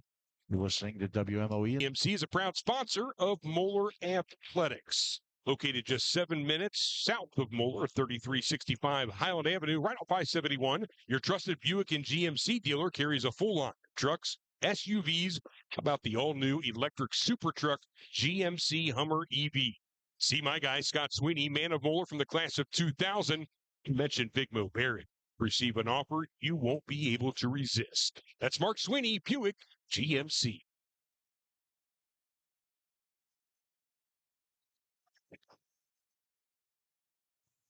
This is WMOE and the Moeller Broadcasting Network. We are back here at Mount St. Joseph University, Schuler Field, playoff action round 2. Lakota West Firebirds 7, Moeller Crusaders 6. Crusaders with the ball at the Firebird 24-yard line, well within field goal range. However, playing here at the college venue, narrower uprights. Ponatoski in the shotgun, 2nd and 15, 2 receivers to each side. Ponatoski gets it. He looks. He wants to throw it. He throws it towards the end zone. It's touchdown, Moeller. Just a nice fade pattern. A beautiful throw by number 7. Landon Adams just outdistancing 2 defenders. And there's a flag. Now what? What in the world? I don't know. Matt does not look happy, so I wonder if they're going to get. He was on the ground. I don't know if he was. Coach Bathiani down there asking what is going on. It was thrown in a sea of Crusaders.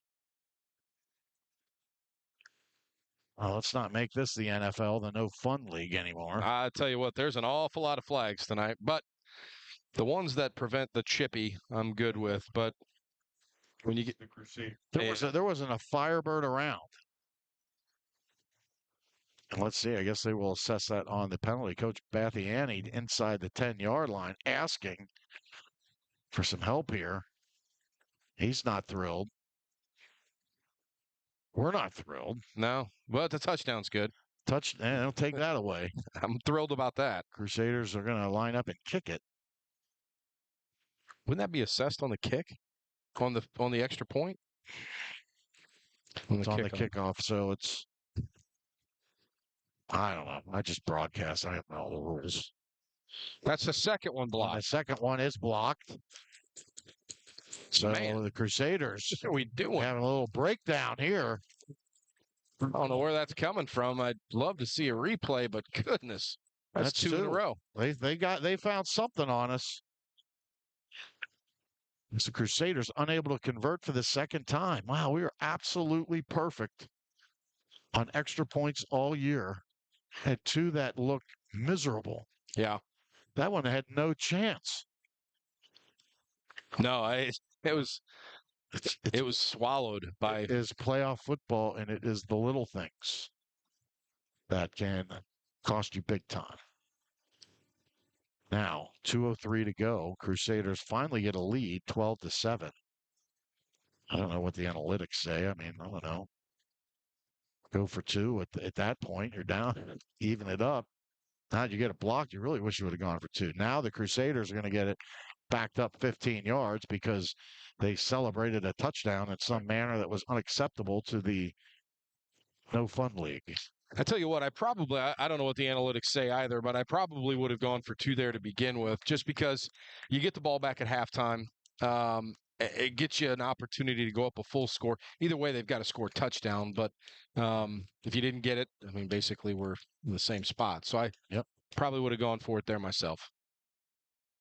All right. Well, Malabar backed up to the 25-yard line.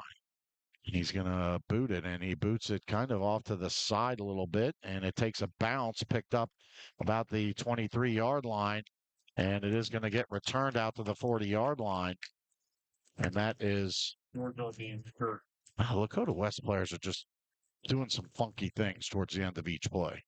Yeah, it's honestly, and maybe I'm just getting old, but it's ridiculous. It's childish. Just go to the huddle, get the play, run the play. I tell you what, I tell our guys, shut your yap or you're coming out. Yeah. Don't say anything. Don't look at them. Let them do it.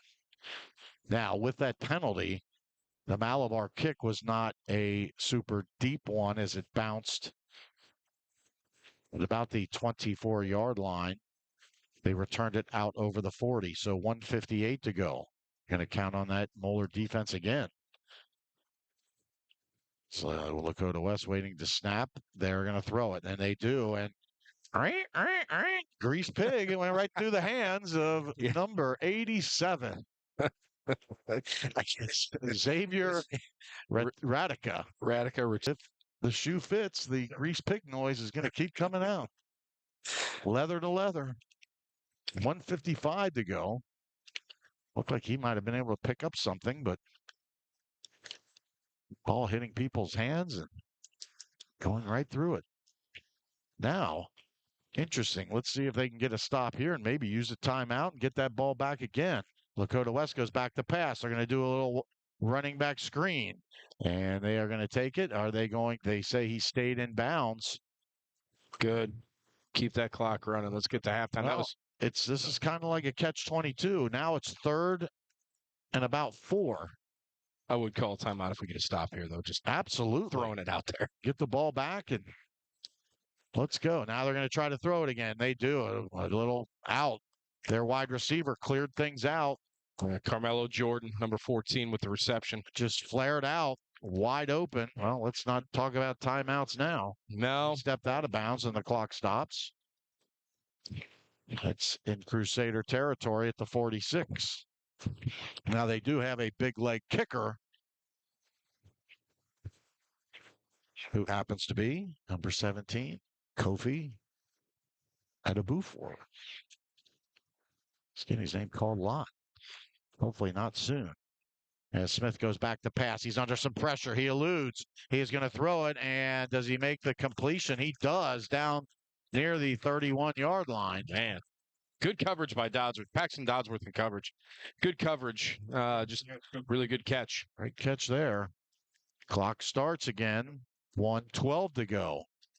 Ball's at the 31-yard line. How about a trip to the bakery, Rob? We haven't had one of those yet. We need it. Smith, he's back to pass. He's under pressure, and he lobs it up. Oh, there it was. And they are throwing the flag. Oh, they're not throwing it on Christian. I thought they were going to get it on Christian. They get it on the DB? They got it on the coverage. Ugh. Well, that's not what we needed. It looked like not a great throw, but maybe he could not catch it. We were kind of screened a little bit. To get pass interference against the Crusaders. Now they are well into field goal range. Yeah. I was watching Christian Harris plant Jackson Smith. So 102 mark. So plenty of time left there. Let's see what we got here as the Firebirds send out 3 receivers to the left. Number 2, Braden Johnson. He's on the left side as well. 1 receiver to the right, empty backfield. They're looking out to 1. And the receiver goes down. Did interference. Did they throw a flag? Yeah, they did. They both slipped. That's not pass interference. When you slip, you slip. It doesn't mean there has to be a flag thrown.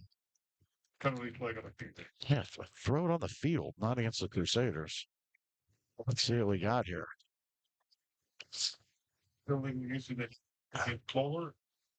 Well, why'd they decline it? Well, because there's offsetting penalties. Oh. So now we're under a minute at 57.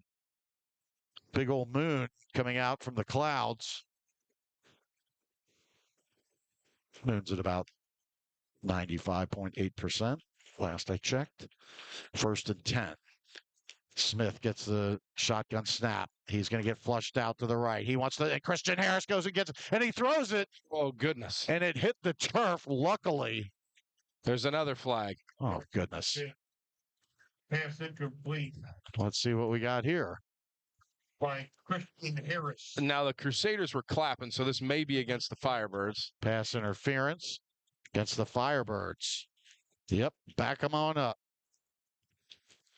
50 seconds to go. Christian Harris, huge pressure on Jackson Smith. I tell you what, he is lucky that did not land in a Crusader hands. 50.3 seconds to go. That interference backs him up to the 31. Now it makes it 1st and 25. Honestly, I think the Firebirds got to be thinking, try to get some yardage because they got their kicker is pretty good. Yeah. As he kicked 3 field goals in the first half last week. Smith gets a snap. He wants to throw it out to the right. He does. Pass is caught. Crusaders converging. And let's see. Who calls the timeout? Is it? It's got to be. Is there another flag? There isn't. There is another flag. Now. Jeez. Oh, They are goodness. marking it off against the Crusaders. I called a face mask. That's Well, so there was no timeout. When's the last time we had a play run without a flag? I don't know, but we brought that up on the Coach B show about the penalties because Lakota, I believe they had 8 penalties for like 95 yards, and it seems like we're joining right with them. Smith gets it, rolling out to the right. He's looking. He's under pressure. He wants to roll it, and he does, and he goes out of bounds, and looks like there's no flag. We have to hesitate and wait till things totally end. Andrew Stofko on the run out there, 38.2 seconds. Now imagine this. They are back to the original line of scrimmage. Yep. 2nd and 10. Ball is at the 16. Well, how does it look like the ball's at the, well, it's at 16, and they need to get down to about the 7-yard line. Smith in the shotgun. He gets it. He looks. Here, there's some pressure. Little wide receiver screen as they get it out to number 3, Norman. And Norman bursts his way down inside the 5-yard line. Man, did the clock run at all? 31 seconds left? What did we start that play with? Well, I could count it down pretty religiously there. 1st and goal from the 4. Let's see what the Crusaders are going to do now. Well, let's see what the Firebirds are going to do now. They got 2 receivers out to the left, 2 out to the right. Shotgun. Looks like Johnson in the backfield, and now Smith is going to throw it. He does, and he's looking, and he throws it, and the ball gets tipped by Marino Middleton, but caught by the Firebirds. An incredible catch. Tipped it right up into his hands. Wow. Middleton. You know, he did the right thing, man. He hit the ball. That number 5, Tyson Davis. Yeah. Senior wide receiver. Wow. I mean, Middleton got a hand on it, but unfortunately didn't bat it enough. Man. I mean, you can't blame the young man. He did the right thing. If he tries to go and intercept it, maybe he doesn't get any of it. Now, timeout by the Firebirds. Take a quick break. They're going to do their extra point. They might go for 2. 13-12. You listen to WMOE and the Moeller Broadcasting Network. Special thanks to our sponsor, RDI. They offer business outsourcing solutions, including a robust contact center, research and analytics, and managed IT services. Get the outsourced advantage. Keep the in-house vibes. RDI, winning smart since 1978. Hi, this is Tom Gregory, the Prince of Port, part of the Moeller family.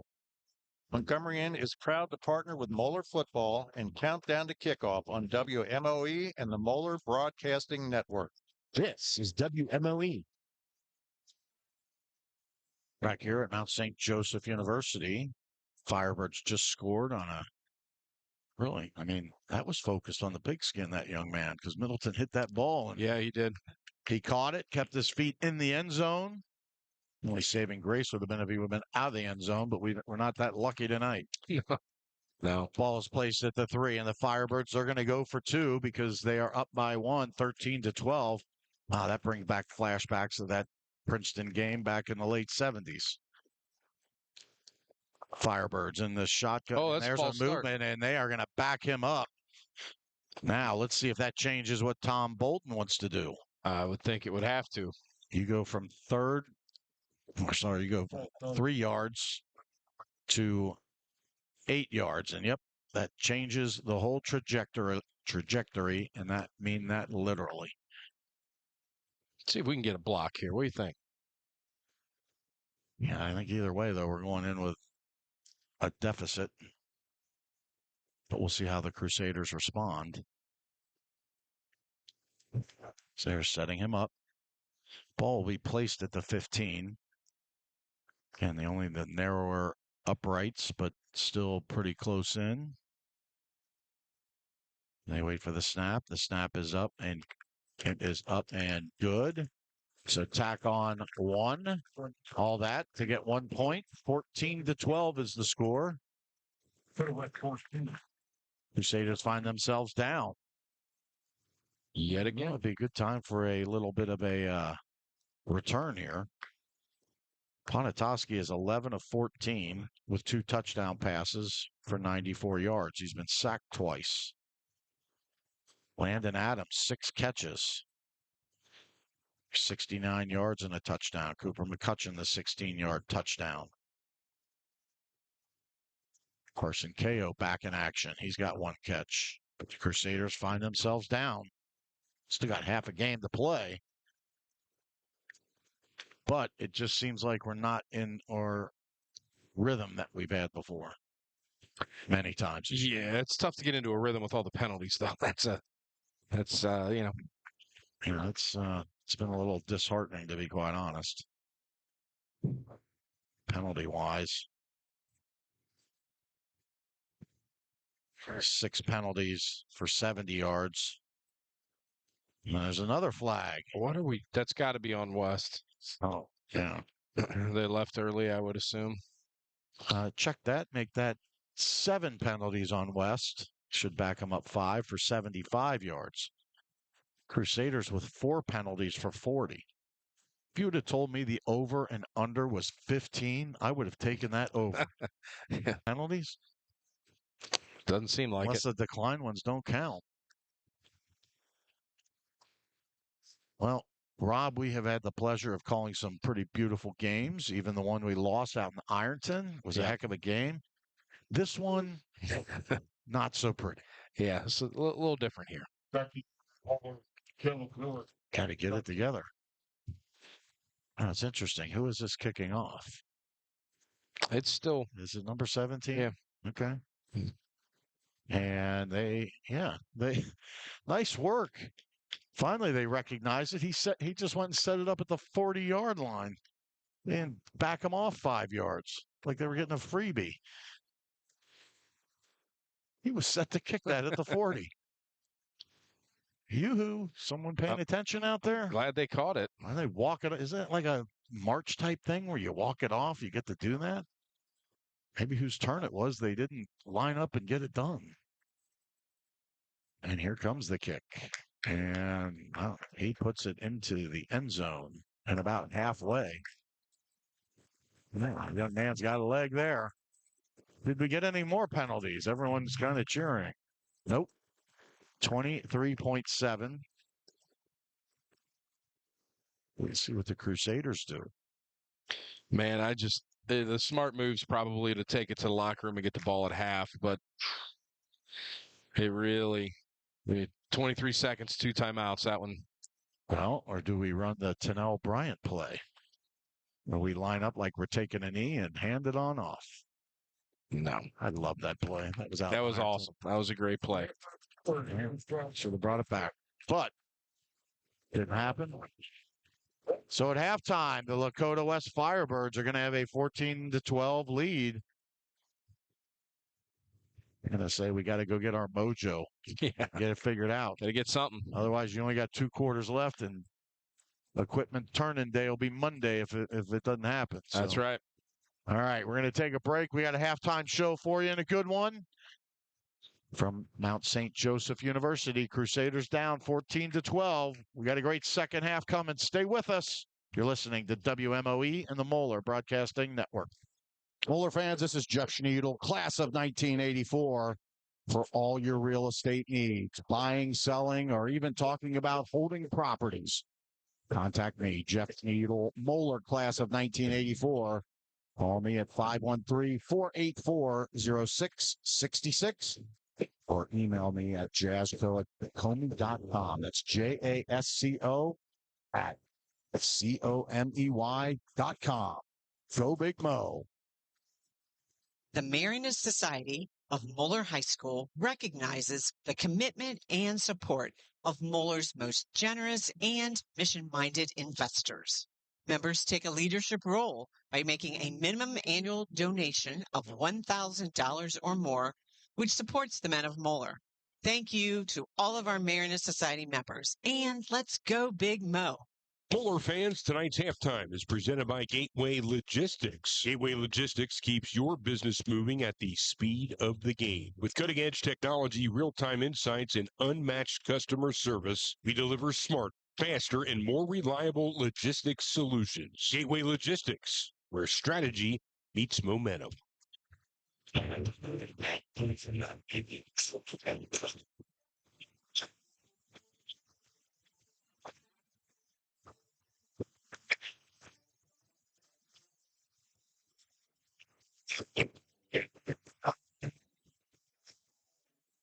Welcome back to Mount St. Joe. It's a Gateway Logistics halftime show. Gateway Logistics keeps your business moving at the speed of the game. Cutting-edge technology, real-time insights, and unmatched customer service. They deliver smarter, faster, and more reliable logistics solutions. Gateway Logistics, where strategy meets momentum. Speaking of momentum, I have up here in the press box, excited to have Father Tom Kreidler, the GOAT. Father, do you know what GOAT means? Oh, we got to turn you get Joe Strecker's got to turn your mic on. Do you know what GOAT means? Yeah. Greatest of all time. Father, where do we start? I mean, I've known you for a long time, even before I got to Moeller. I would say before you got here the second time, but that's not true because you've been here since Moby Dick was a minute. Tell everybody how many years you've been affiliated with the Moeller family now. Golly, this was my first assignment back in 1977, and it's funny because the personnel department had us choose from most preferred to least preferred what we wanted to do, and I put teaching a neutral 3 out of 5, and so the personnel director says, "Oh, so you want to teach?" And I find out later because I living at the seminary, and Father Cruzlane, who was principal here, was living at the seminary, and we would play handball every so often and so forth. But I find out much later he was sort of directing me. So when the personnel director called up, says, "Hope this doesn't send you into any kind of a depression, but you're teaching at Moeller High School." Now let's set the stage here because you're a 1969 St. Xavier grad. Correct. So what was that like when they said you're going to high school, you're going to teach, even though it was a 3 out of 5, but not only are you going to teach, you're going to teach at Moeller, the rival of the Bombers. What was that like? Well, it was okay. I mean, because I grew up in Deer Park. My buddies were mostly from Moeller, and there wasn't that kind of rivalry, if you would. But anyway, my first meeting with Father Cruzlane, Jerry Faust comes busting into the office and says, "We need a priest in the locker room. We need a priest in the locker room." And I thought somebody needed to be anointed. He said, "No, Father, what do you want to coach? Wrestling, soccer, or swimming?" And so I ended up coaching soccer, reserve soccer team for 4 years. And then Mike Cameron said I kept coming to those baseball games, so he had to give me a uniform, and I was assistant. I have to find a photo of you. We posted earlier this week the photo of you, your senior photo from high school, but now I have to find one of you in uniform. You talked about Coach Faust. We're going to dive into your story a little deeper here in a minute. But Coach Faust, obviously a very faithful man. My favorite stat of him that I've said numerous times on our show, that he never missed a daily mass in 71 years, 72, 7. After you get past a couple of weeks, it's impressive. 71, 72 years. What was your first impression of Coach Faust when you met him for the first time back in 1970, whatever you just said? 77. What was it like? He was perpetual motion.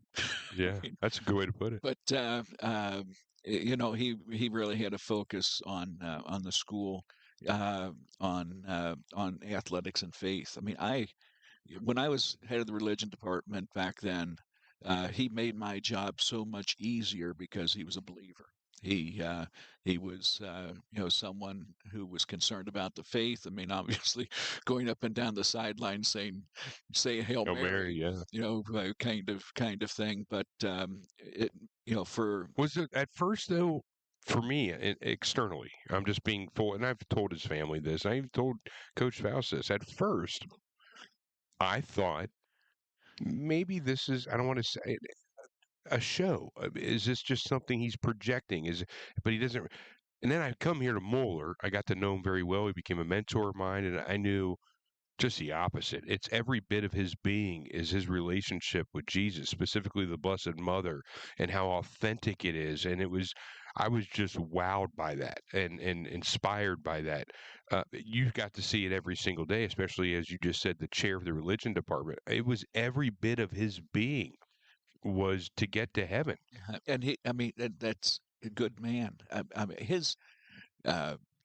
mean, the worst thing I ever heard him say was Jiminy Crickets.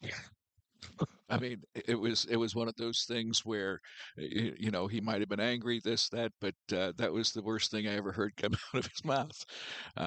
Just as, a good man. Probably after a missed field goal or something like that. Or something. Father, you've been immersed into this Moeller family for a long time. Before we get into a little bit about your story, what does Moeller High School mean to you on a personal level? It's been like a home. It's been a focus of ministry. I was ordained to do ministry. As things, I learned, so much, here, and I was blessed too. The first pastor I had was Father Jim Collins, and Jim had been a principal before he became pastor. Moved from principaling to being a pastor, and so there were those connections, and and he gave me a little advice here and there, and then too, later on when I was at All Saints. I was with Bob Obermeyer and Stan Nyheisel, both former principals, and it's that kind of mentoring, through the years too, has been helpful to me. But yeah, this has been home. It's been a place to do ministry and just to focus on. How the Lord is walking with us, and I think that's the key thing, and about my role now. Very few high schools have a priest on campus. And what is your official title here? Is it chaplain, school chaplain? Chaplains, and that's kind of where I was going. Very few high schools have school chaplains. What a benefit to Moeller High School to have you here on campus. It's a beautiful thing. Yeah, it's a two-way street. It's been a blessing for me too. All right, we're going to talk about how he got. Well, we know how he got here, Moeller. We've heard that story, but just talk a little bit about his journey. We have Father Tom Kryler up here in the press box at Mount St. Joe on the Gateway Logistics halftime show. When we come back, dive a little deeper into Father Tom and kind of the places, stops he's been. There's a few of them, and what lies ahead for one of the greatest of all time that have walked the halls of Moeller High School. It's Big Mo Barrett and Father Tom Kryler here on the Gateway Logistics halftime show here from Mount St. Joe. We'll be back on WMOE and the Moeller Broadcasting Network. A big thanks to Reeve Landscape Company, the official landscape partner of Moeller High School. For all of your outdoor maintenance and enhancement needs, experience the beauty of their services today at reevelandscape.com. That's RUEVE landscape.com. Small company, big results. From prunings, mulchings, plantings, walls, patios, hardscapes, and whatever you need, they've got you covered. Check them out online, including Facebook and Instagram. Email service at reevelandscape.com or call my guy, Phil Reeve, at 598-5436. That's 598-5436 to schedule your next outdoor project estimate today with Reeve Landscape Company, the official landscape company of Fakeville. I love to live the comfortable life, staying cool when it's hot and warm when it's cold. When it comes to heat and air, having to care, 'cause I've got guys who treat me like gold. Summertime, wintertime, my home is feeling fine. Ask me why, I'll tell you the reason. It's heating and air, comfort for all seasons. Hi, everybody. This is Big Mo Barrett. Special thanks to our in-game sponsor, Rupert Heating and Air. My good friend, Joe Rupert. Rupert Heating and Air, from our family to yours since 1947. Fall season. Back here at Mount St. Joe, it's Moeller and Lakota West. I feel like telling those guys to stay in the locker room because we could talk for a long time, Father Tom. Father, you were here at Moeller. You talked about your start, but then you left, and then you came back again. Talk a little bit about that. Sure. When I talked about the not having teaching as the primary at the top of my list thing, but I fell in love with it and wanted to do what I could do to ensure that. And so, and I'd had no formal educational training.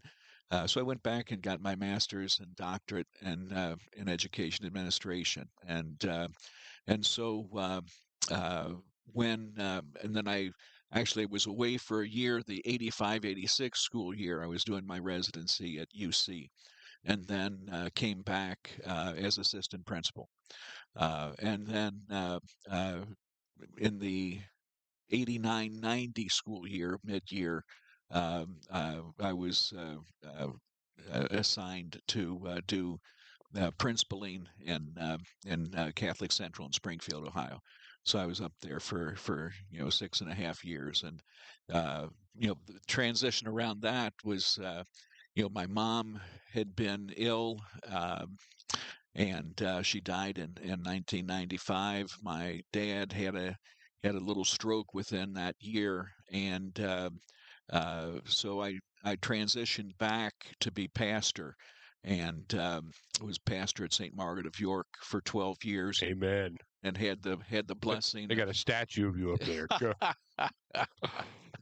So, but I'm that's where we met ourselves. Yeah, yeah. I'm on the rogues gallery of past pastors there. But I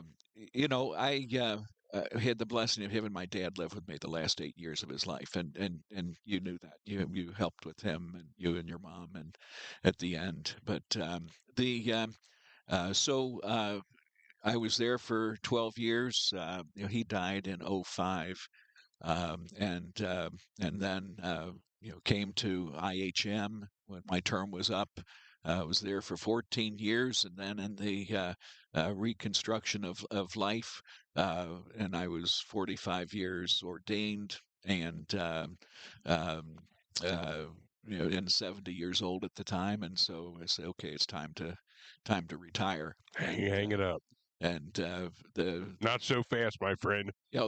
Actually the day after I sent in my retirement notice to the Archbishop, I ran into Carl Kramer, and then the rest is history.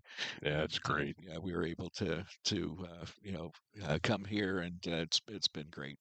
It's been a blessing, and certainly in my role, as even when I was the alumni director here, numerous occasions I not personally and personally, but I mean I would have a need to have you minister to alumni that were going through things, and it's just a blessing to have you here. I can, on numerous occasions, I've at least 2 or 3, I've literally brought the alum down here to your office knowing that they had something heavy on their heart that you helped walk them through. It's just an incredible blessing to have you here. What I'm most I'm impressed, I guess is the word, is the compassion that you show.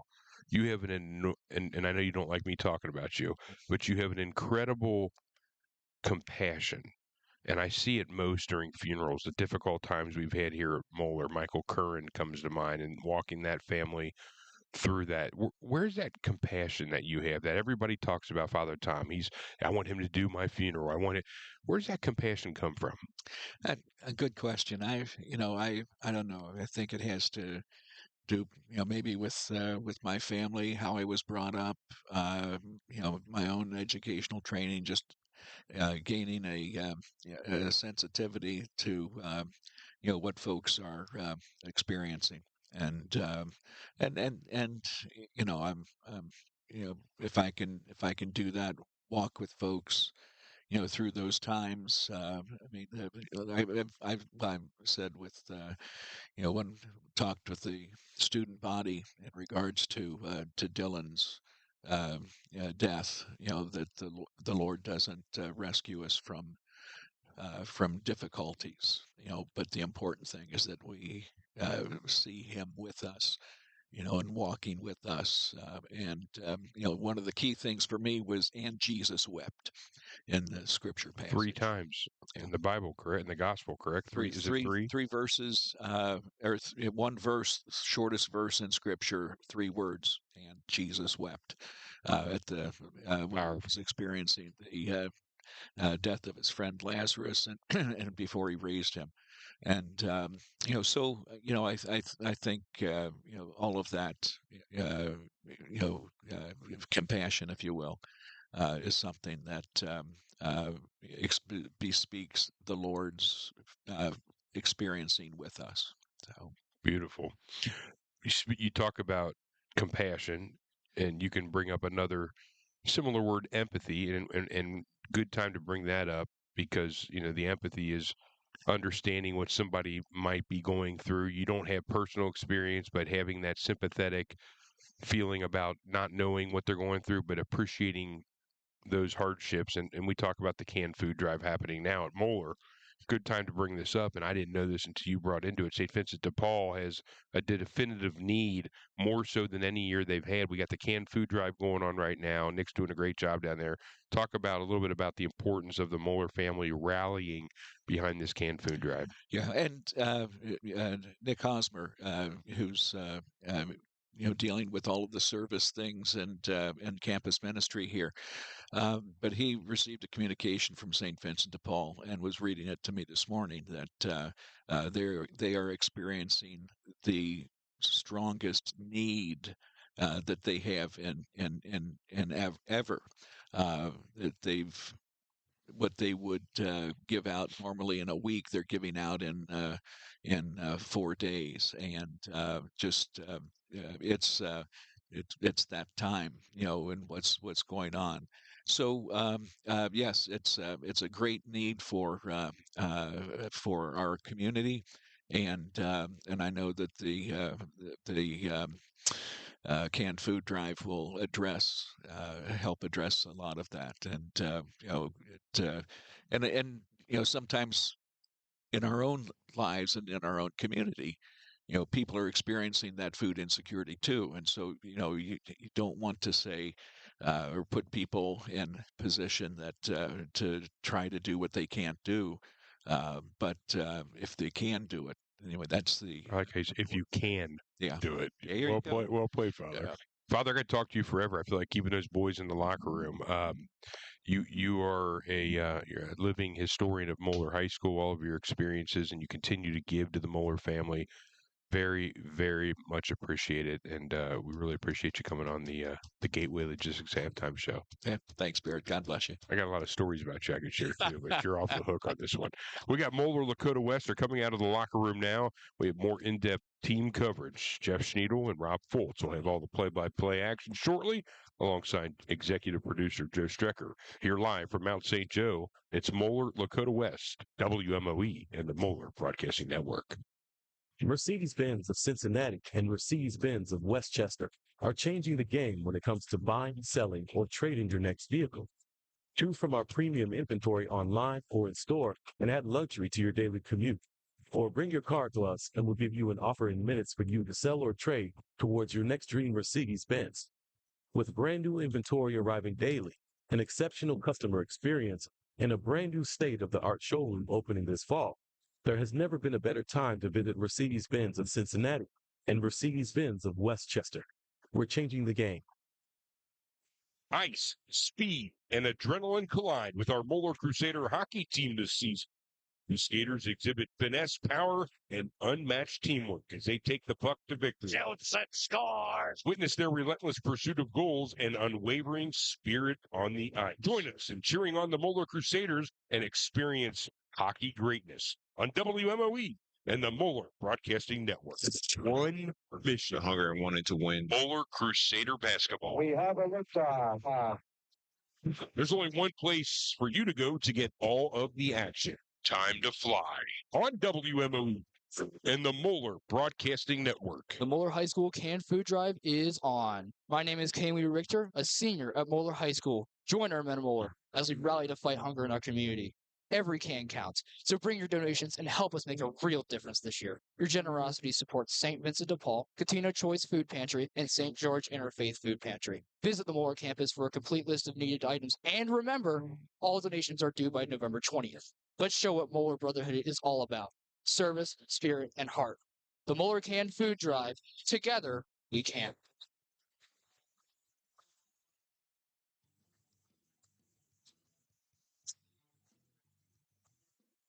We are back here at Mount St. Joseph University, Schuler Field. Moeller Crusaders find themselves down 2 by a score of 14-12 to the Lakota West Firebirds. Jeff Schneidel here, class of 84, here with Moeller dad, Rob Foltz, executive producer Joe Strecker. Rob, I'm going to say a pretty uneventful, penalty-filled, non-exciting first half. Yeah, absolutely. I mean, I couldn't have said it better myself. It was just a whole lot of one step forward and two step back in the first half. So the Crusaders find themselves down. Maybe having that week off, shake off a little rust, maybe. Maybe West stays engaged because they had a big win against Hamilton last week. So as far as the quarterback, Jackson Smith for the Firebirds, he's 10 of 15 for 106 yards and 2 touchdowns. Out of the backfield, well, actually not out of the backfield. Norman has 4 catches for the Firebirds. Jordan has 4. For the Crusaders, Matt Ponatoski, 11 of 14 for 94 yards, 2 touchdowns. Both quarterbacks fairly similar. 6 catches for Landon Adams. Rob, boil it down to this. You got 2 Division I tight ends. Use them. Yeah. And Yes. if you use them, I think you open up Pandora's box. Now, the thing you can't do, I mean, what's going to happen if we go to the fourth quarter and West has the lead or they're hanging around? It's going to be tough. We might have equipment turning day on Monday as a 2 seed. Yeah, I mean, you said it. You got 2 D1 tight ends. Use them, but use them vertically. Push them downfield. Let their size be a mismatch in that secondary. I mean, we're killing them on time of possession. It just doesn't feel like we're playing smart football right now. I can't really put any more on that. I can't explain that any better. It just feels like we're not playing smart football. Dante Ware has 6 carries for 32 yards. Tyler Jocelyn, 9 carries for 32 yards. Our longest run from scrimmage is actually from Matt Ponatoski at 11 yards. Now, Lakota West set to kick off, and they do. And their kicker, Kofi, just hits a moon ball with almost a full moon out there, and it hits well into the end zone. So the Crusaders get it 1st and 10. And they got it right ahead of them. You're just going to have to control the ball and go get it done. Now, this is a time where you got to come out and you got to make a statement. You got to say we're here to play. We need to score. We need to score on this drive and take control of the game. And if we don't, and we let them linger around, it could be a rough second half. Well, as it stays close, the pendulum swings to Lakota West. Yeah. And they would like nothing more than to knock off the Crusaders. Crusaders in a shotgun. They're going from our left to right. They give the ball to Tyler Jocelyn. He takes it around the right end. He's looking for people to take on. He can't take on anybody as he gets with good yardage. Good 18-yard pickup out to the 38. Get the big boys moving. That's beautiful. That is exactly what the doctor ordered to start the second half. It's like the commercial says, where's the beef? Yeah. It's there in the yellow uniforms to start right. pushing people around. Use your legs and shut the yapper and just start driving, baby. 2 receivers out to the left. Ball's on the right hash mark. Hamilton comes over to the right side. 1 receiver to the right. They're going to run it again. They give it to Jocelyn. He's going to get some yardage. He's breaking through. He's trying to get down the sideline. He does, and he gets pulled out of bounds. But they are going to get a hold on the Crusaders. Of course they are. A great run. Now, possibly the run was attributed to the hold. I think most referees, if it's way far away from the play, they don't call that. But if it's anywhere near the play, flag. So that is going to be a 5th penalty on the Crusaders. It seems like we have gotten a lot more than that. 5 penalties for 50 yards. So the penalty had to be 2 yards downfield because the ball was at the 38, 1st and 10. Now it is 1st and 18. Ponitoski, they're in the pistol. Jocelyn behind him. 2 receivers out to the left. They're going to try running Jocelyn again. He tries to cut through. Takes on a couple defenders. Takes a pretty good shot. Picks up maybe 1. Gets out to the 32. We are behind the Lakota West fans, so we're hearing them get all hooped up. Yeah. I would be too if I had a 2-point lead against the number 2 seed. Absolutely. 11 minutes left, 3rd quarter. Crusaders looking to get the ball, to get the play in. 2nd and 16. Play clock at 12 has not been a factor tonight. Ponitoski in the shotgun. Play clock down to 7. Jocelyn goes out to the right side. Ponitoski gets the snap, empty backfield. He looks, quick little wide receiver screen. Let's see what we got with this. They get it to Landon Adams. He cut inside, cut outside, and he gets out to about the 47-yard line. Man, I'll be honest. I have never seen so much jersey pulling for tackle. Like, it seems like every tackle, the Firebirds are grabbing onto the back of the jersey and pulling them down. Well, that's not illegal. It's a jersey. I guess, man. You know what happened to good old-fashioned tackling? What happened to the 70s with the tearaway jerseys? Teach that anymore? I just remember that running back Greg Pruitt seemed like his jersey ripped off every game. That would do it. That would do it. Let him just rip the jersey off and let him stand there and hold it. 1st and 10. Ball's on the left hash mark. They're going to give it again to Tyler Jocelyn around the right side. He tries to cut back, and he gets stood up and hit. It looks like he may have picked up about, at least 4. Ball started at the Crusader 48, and they are going to put it at the Firebird 48. So pickup of 6. Ball's on the right hash mark. Crusaders going from our left to right. That is north to south. So you flip that thing out to Landon Adams, let him run it all the way to the river. Ponitoski is going to hand it off right up the middle. A lot of turbulence going on right there, and that was Dante Ware. And he may, did he pick up anything? Let's see where they mark it. I don't think he did. He got nothing. So that brings up 3rd and 6. Ball is in Firebird territory, but just by 2 yards. Let's see where we go here. 14-12. Crusaders down. Plenty of time left. 9:20 to go. Just underway. 3rd quarter action. 2 receivers to the right, 2 to the left. Ponitoski, empty backfield. Waiting for the snap. He gets it. He's looking. He wants to throw it. He throws it over. The ball is batted up, and he gets knocked to the ground by number 44, Jordan Narvez, defensive lineman. About 6'6" in height. That's why he batted it down. Also pushed Ponitoski down. So an incomplete pass. 4th and 6. The sometimes gambling Crusaders, I'll say, taking a chance over the years. Right now looked to punt it away. Ball will be snapped at the 48. Good snap. Wow. Malabar gets that thing away, and it is out of bounds inside the 20. Well, now they're going to do the elephant walk. Hand up. And it goes to the 16-yard line. 9:01 mark. Crusaders down by 2, 14-12. We're going to take a quick break. You're listening to WMOE and the Moeller Broadcasting Network. When it comes to hiring, you expect the best. ProLink helps you attract and retain the best quality talent in healthcare, skilled labor, and more. Visit ProLinkWorks.com to learn more. ProLink, we put care in motion. This is WMOE and the Moeller Broadcasting Network. You're back here at Mount St. Joseph University, Schuler Field. Crusaders down by 2, and the Firebirds have the ball for the first time here in the second half. 2 receivers out to the left.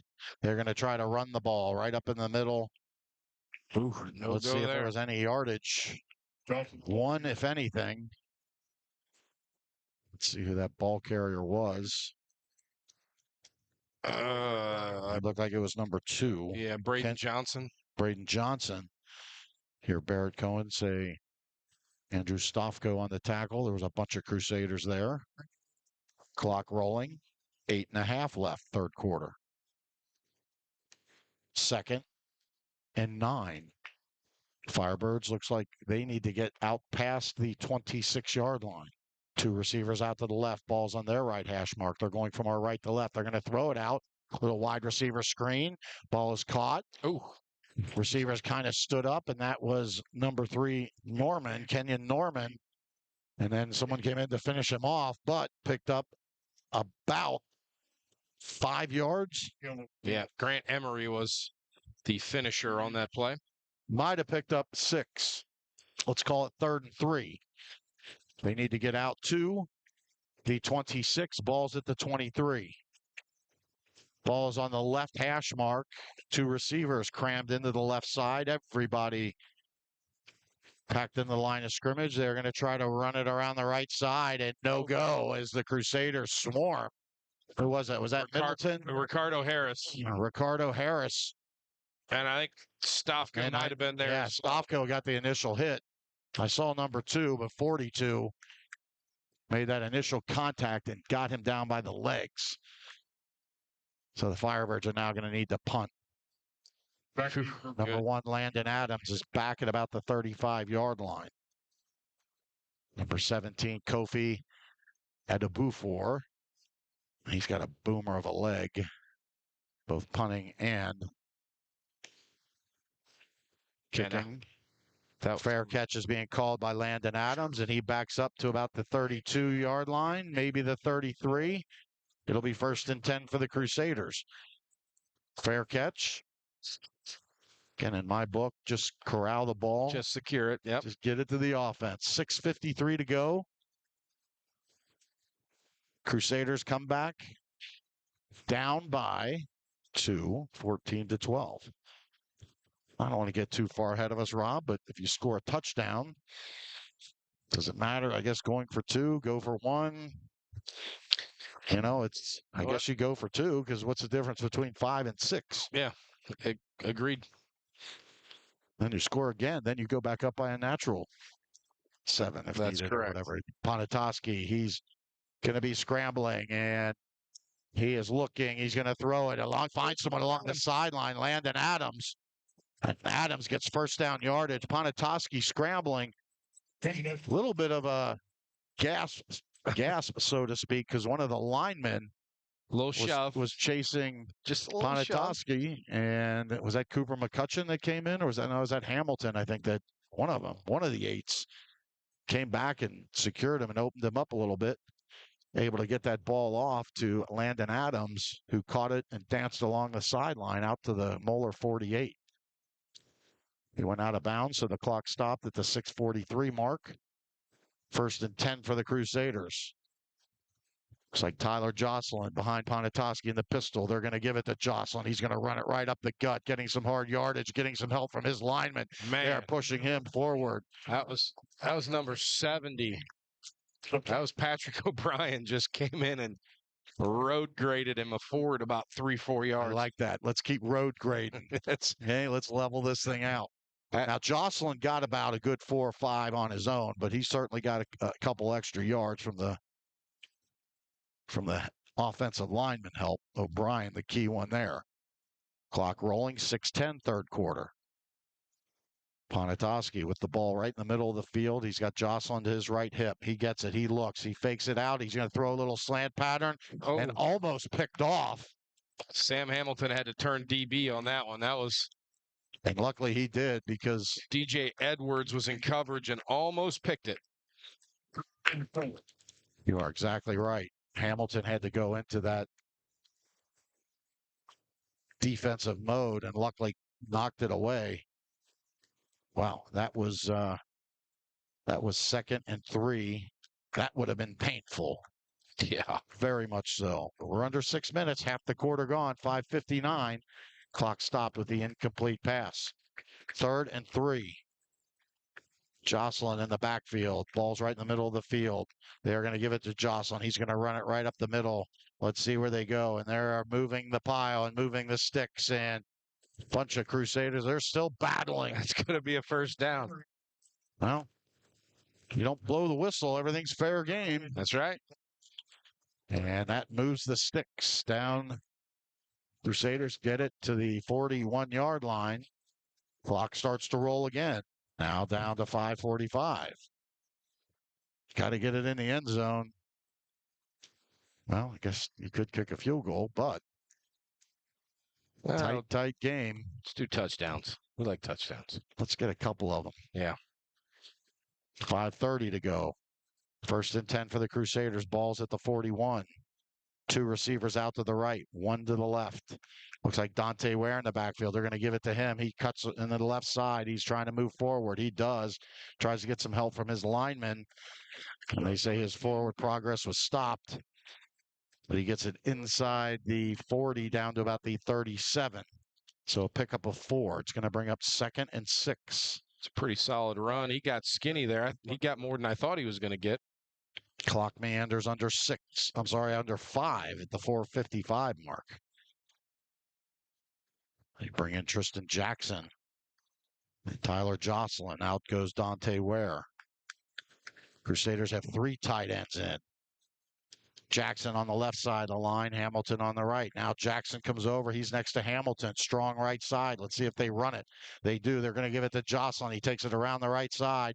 He kind of gets bumped forward after some initial contact around the line of scrimmage. He's going to get it inside the 35. Crusaders going to need to get to the 31. Rob, I would just keep pounding this thing. Yep. Honestly, 3rd and 4. Yeah. 3.5. Run it twice. Get another first down. You throw it here incomplete, then you're getting behind the 8 ball a little bit. Jocelyn on the right side of Ponatoski. They are going to fake it to him. Ponatoski, of course, they're going to throw. And they do, and he throws it back to Hamilton, and he makes the catch and twists and turns for a first down. Nice play there by Sam Hamilton. That ball came in quick, and it was a really short throw. So to recognize it, make the catch, and then make a play after is pretty impressive there. And I'll be the first to say that's why I'm in the booth and not on the field. 3:40 to go. First down for the Crusaders. Looks like the ball is at the 27-yard line. Now, a lot of clock is getting eaten up, so you have got to get this thing done. Jocelyn behind Ponatoski. That's the pistol. 1 receiver out to each side. They're going to give it to Jocelyn. He tries to go to the right side.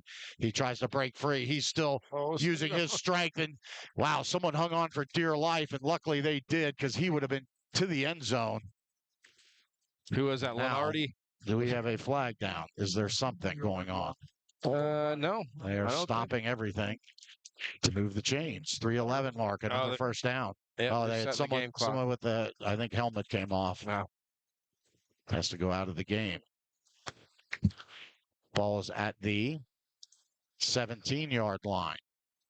1st and 10 for the Crusaders. Trying to get the play clock reset, but it's not working. Oh, it is going down, and it is going to 7. Better hurry it up a little bit. No, they're holding it. They're just going to let it run down and then reset naturally. Well, let's see what. Maybe. It's still 0.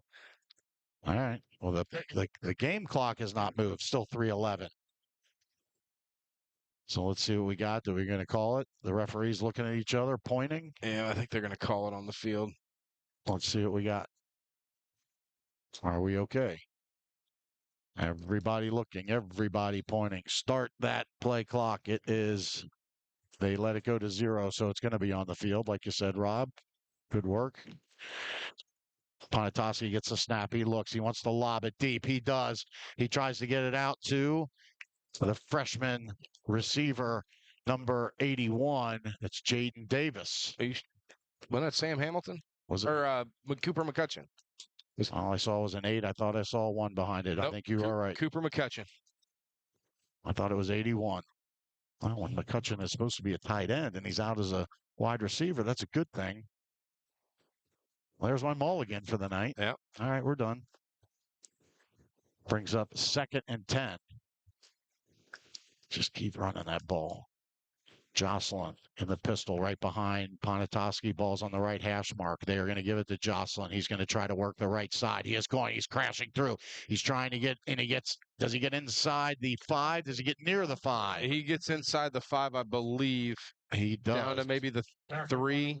And that is a first down. They drop the sticks on the far side and put the 1, and the Crusaders line up quickly. And they snap the ball. They give it off to Jocelyn. And there is a flag. Let's see what we got. It's got to be on the Crusaders. Well, oh, no, timeout. Well, why'd you throw the flag?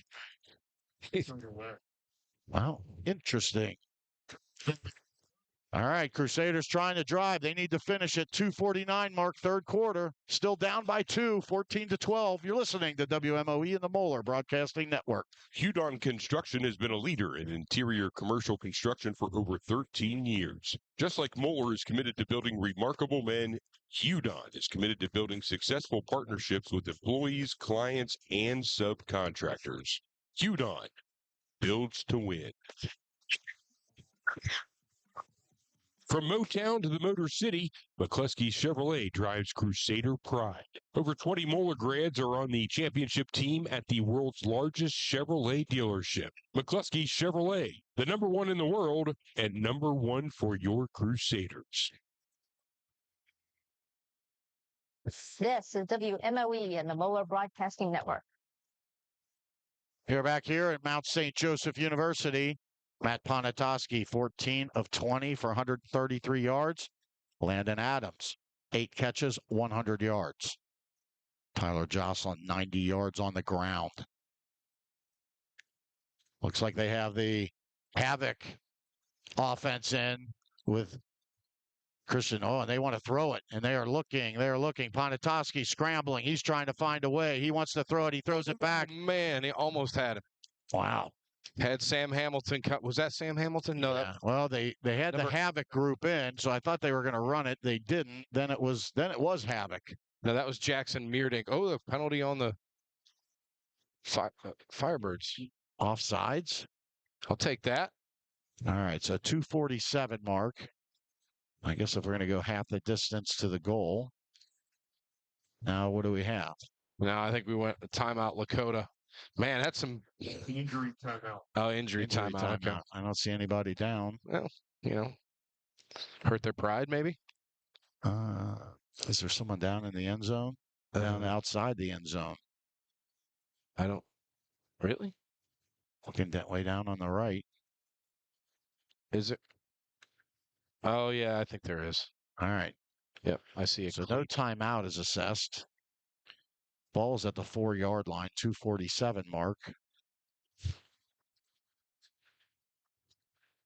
Man, that was they had Jackson Meerdink coming back from right to left, and I don't know if that was kind of designed as a throw off, but Ponatoski almost had him just a little bit low. I thought maybe Meerdink might be able to pull it off the turf, yeah, but that no throwing across the field, it makes you nervous. Absolutely, especially on such a great drive where you're pounding the ball. A little misdirection, maybe. Every time they've brought in the Havoc squad for an offensive play, it's gone to one of the two of them. So, and the Havoc squad comes back out, and of course, well, now I think number 97, Christian Harris, and behind him is linebacker Connor Kuzo. So the two defensive people. Now they come in. Where's that ball? Is that at the? Although, did they not Keep your eye on McCutcheon one-on-one on the far side of the field. He's got a lot of room over there. Is that McCutcheon by him? Yeah, by himself, one-on-one. Here's the havoc.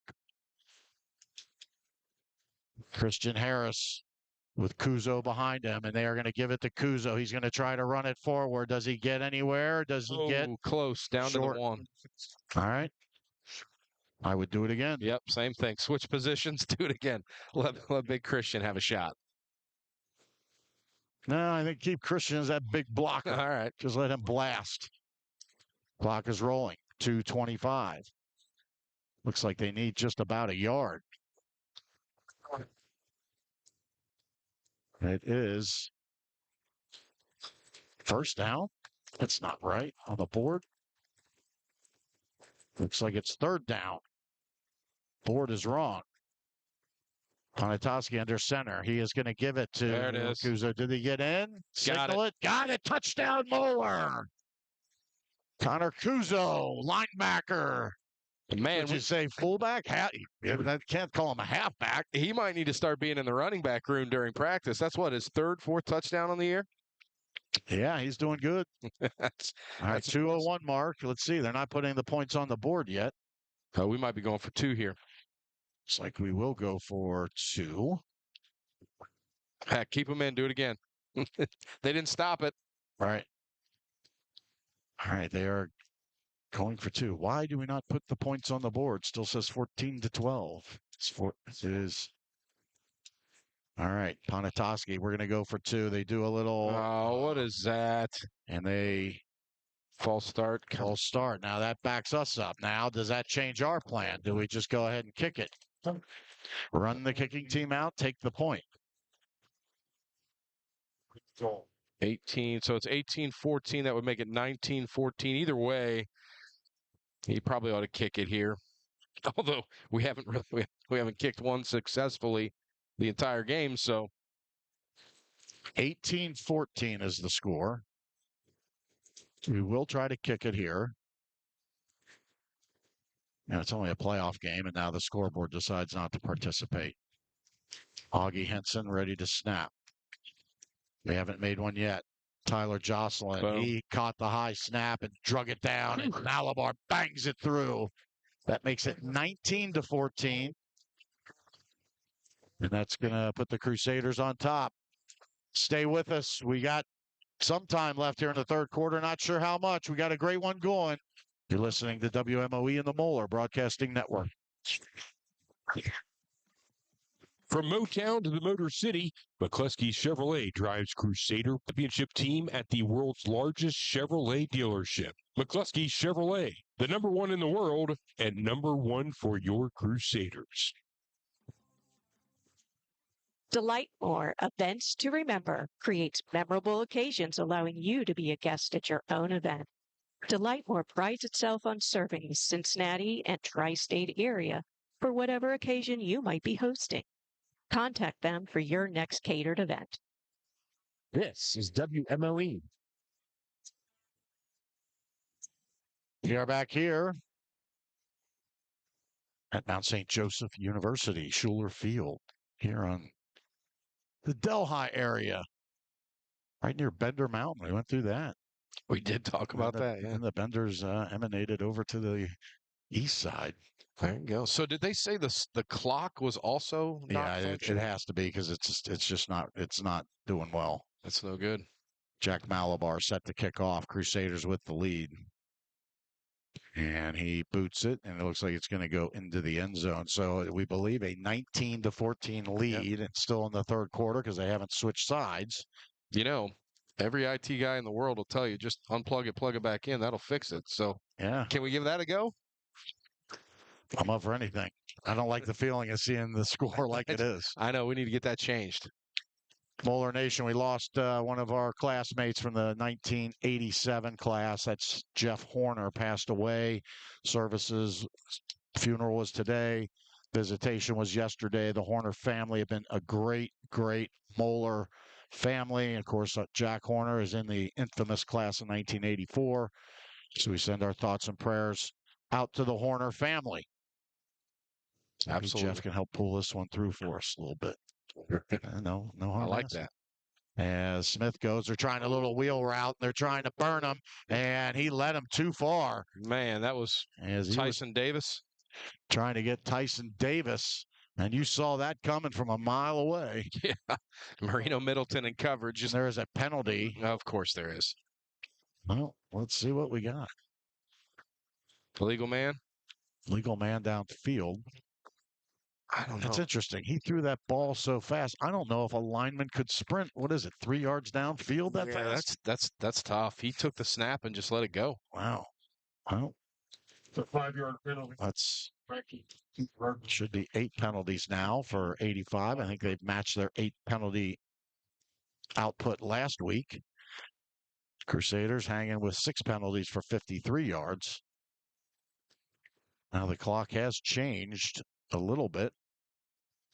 The clock is working, Joe Strecker says, and they're going to throw it out, and they do, as the catch is made and the tackle is made by the Crusaders' number 29, Connor Maupin. And the catch was, wow. You know, that looked a lot more painful than it was. Yeah. Barely a yard. Brings up 2nd and 9. Let's see what the Crusaders do here as the Firebirds send out 3 receivers out to the right side, 1 to the left. 1 man in the backfield. Smith claps his hands. He gets it. He looks. He's looking out to his right. He's getting flushed out. He throws it, and the catch is made. And a bunch of Crusaders tackling, not first down yardage, but it picks up about 6 or 7. Let's see where they mark it. Ooh, that's wow. They kind of marked him back a little bit. He caught it looked like about the 28. I would have put him about 3 yards short, but I don't. That's not where they're. And they are putting him about 4 yards. Oh, there's a flag. And there is. Shocker. I know everybody out there shocked. Okay. No one's got halos on tonight. 1:10 mark, 3rd quarter. I guess we'll go with that. We do know the Crusaders have a lead of 19-14. Firebirds backed up. Looks like it's going to be 2nd and about 15. Well, 14 and a half because they gained that 1 yard. Let's see what the Crusaders do. 1 receiver to the right or left. They're going to throw. They throw a little pass in the middle, and wow. He threw that. There were 5 Crusaders around there. Golly. Your numbers aren't good when that happens. Fortunately, it was ricocheted. It was deflected just a little bit. And Carmelo Jordan was the intended receiver. Yeah, and Kenyon Norman was right behind him. He had a shot after the tip. All right, so it's 3rd and a long 14, 43 seconds left. Firebirds well back in their territory, about their 16. They need to get to the 30. Smith gets it. He's looking. He wants to throw it. He's airing it out. He throws it, and it looks like a pair of, number 5. Got another flag again? Where? No, never mind. No. Grant Emery on the coverage for the Crusaders. Looked like the receiver, looked like that was Chris Bradley, former Crusader, number 11. Emery able to bust that up. Now, really, while the Firebirds are down or still in the 3rd quarter, it just makes no sense to try to do anything. Or could they go for it? Landon Adams back for the Crusaders. And, of course, the whistles. Let's see what we got. They are running Grant Emery off the field. Why are we? There's some, I don't know. Does he have blood on his jersey? I don't know. Son, you made a good play. Time to leave the field. Right. That's terrible. All right, so Crusaders sub him out. And, of course, number 17, Kofi Edubafor. Wow, low snap. He gets it. Perfect. He gets it out of there. Landon Adams catches it about the 46, tiptoes a little bit, gets pushed out of bounds by number 22, Judah Blair.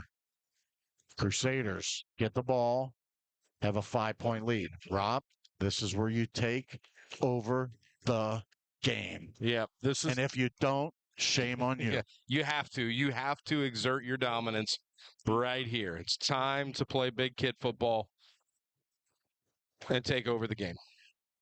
Well, this is where the weight room comes in. One receiver on each side, one tight end on each side of the line. Is that Jocelyn? Nope, that's Dante Ware in the back. Nope, that is Jocelyn in the backfield. He gets it. He scampers around the left side. He makes a nice little leap. He's getting first down yardage. It's taken 3 Firebirds to corral that Hoss. Man, he is a strong runner. Yes, sir. Not the tallest runner, but he is a strong runner. And you know what matters in this situation just as much as the weight room, and maybe even more, it's heart. You got to have heart. And right there, Tyler Jocelyn with that run just showed you he has the heart of a lion. He's had it all year. As the Crusaders let the clock run out, or do they? Well, and now they turn off the scoreboard. So the Crusaders with the ball at a 19-14 lead. They got to finish here going to the fourth. Things are lining up for them, but nothing for granted. Stay with us. We got a great fourth quarter coming. You're listening to WMOE and the Moeller Broadcasting Network. Mark Sweeney, Buick GMC, is a proud sponsor of Moeller Athletics. Located just 7 minutes south of Moeller, 3365 Highland Avenue, right off I-71. Your trusted Buick and GMC dealer carries a full line of trucks, SUVs, about the all-new electric super truck GMC Hummer EV. See my guy, Scott Sweeney, man of Moeller from the class of 2000. Mention Big Mo Perry. Receive an offer you won't be able to resist. That's Mark Sweeney, Buick GMC. This is WMOE. We're back here at Mount St. Joseph University, Schuler Field. Crusaders 19. It's official on the scoreboard now, Rob. Yeah, they unplugged it, plugged it back in. Jeff Schneidel, class of 84. Rob Foltz, Moeller dad, and Joe Strecker keeping us in line and feeding us material. Yes. No food up here in the press box, though. As we go to the fourth quarter, Barrett Cohen let everyone know that the scoreboard issue has been mitigated. He is a LaSalle grad. I'm not sure if he really knows what that word means. Oh, wow. Someone is feeding him. You got to get a shot when you yes, can. You he do. gets me. And shot you took. The man with the microphone. Joe Strecker has a big smile on his face after that comment. All right, take care of the ball. 1st and 10, ball at the 33. They give it to Tyler Jocelyn. He pushes one of his offensive linemen, helps clear a little bit of a path on 1st down. Looks like they're going to pick up a solid 6, maybe 7. Let's see where they put the ball. They put the ball at the 26-yard line. Crusaders need to get to the 23.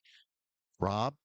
Run, Rudolph, get the Christmas season going. Yes. You hate it when I say that, don't you? No, I love it. That's gotcha. Let's channel Jordan Marshall from last week. What was it?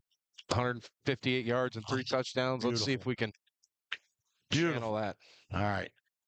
1, take care of the ball. 2, get another 1st down. 2nd and 3.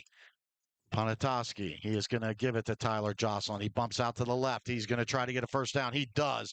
And he has got a whole bunch of Lakota West Firebirds trying to drag him down.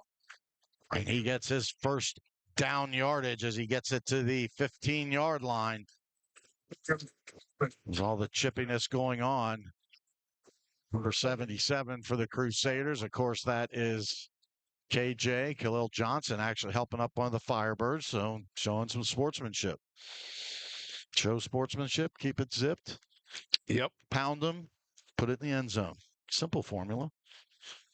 Ball's on the left hash mark. Crusaders now going from our right to left. Jocelyn in the backfield. They fake it to him. Ponatoski, he's sprinting out. He's running. He's going to try to throw it, and he throws it. And are they going to give him a completion? They do. Not in the end zone, just short.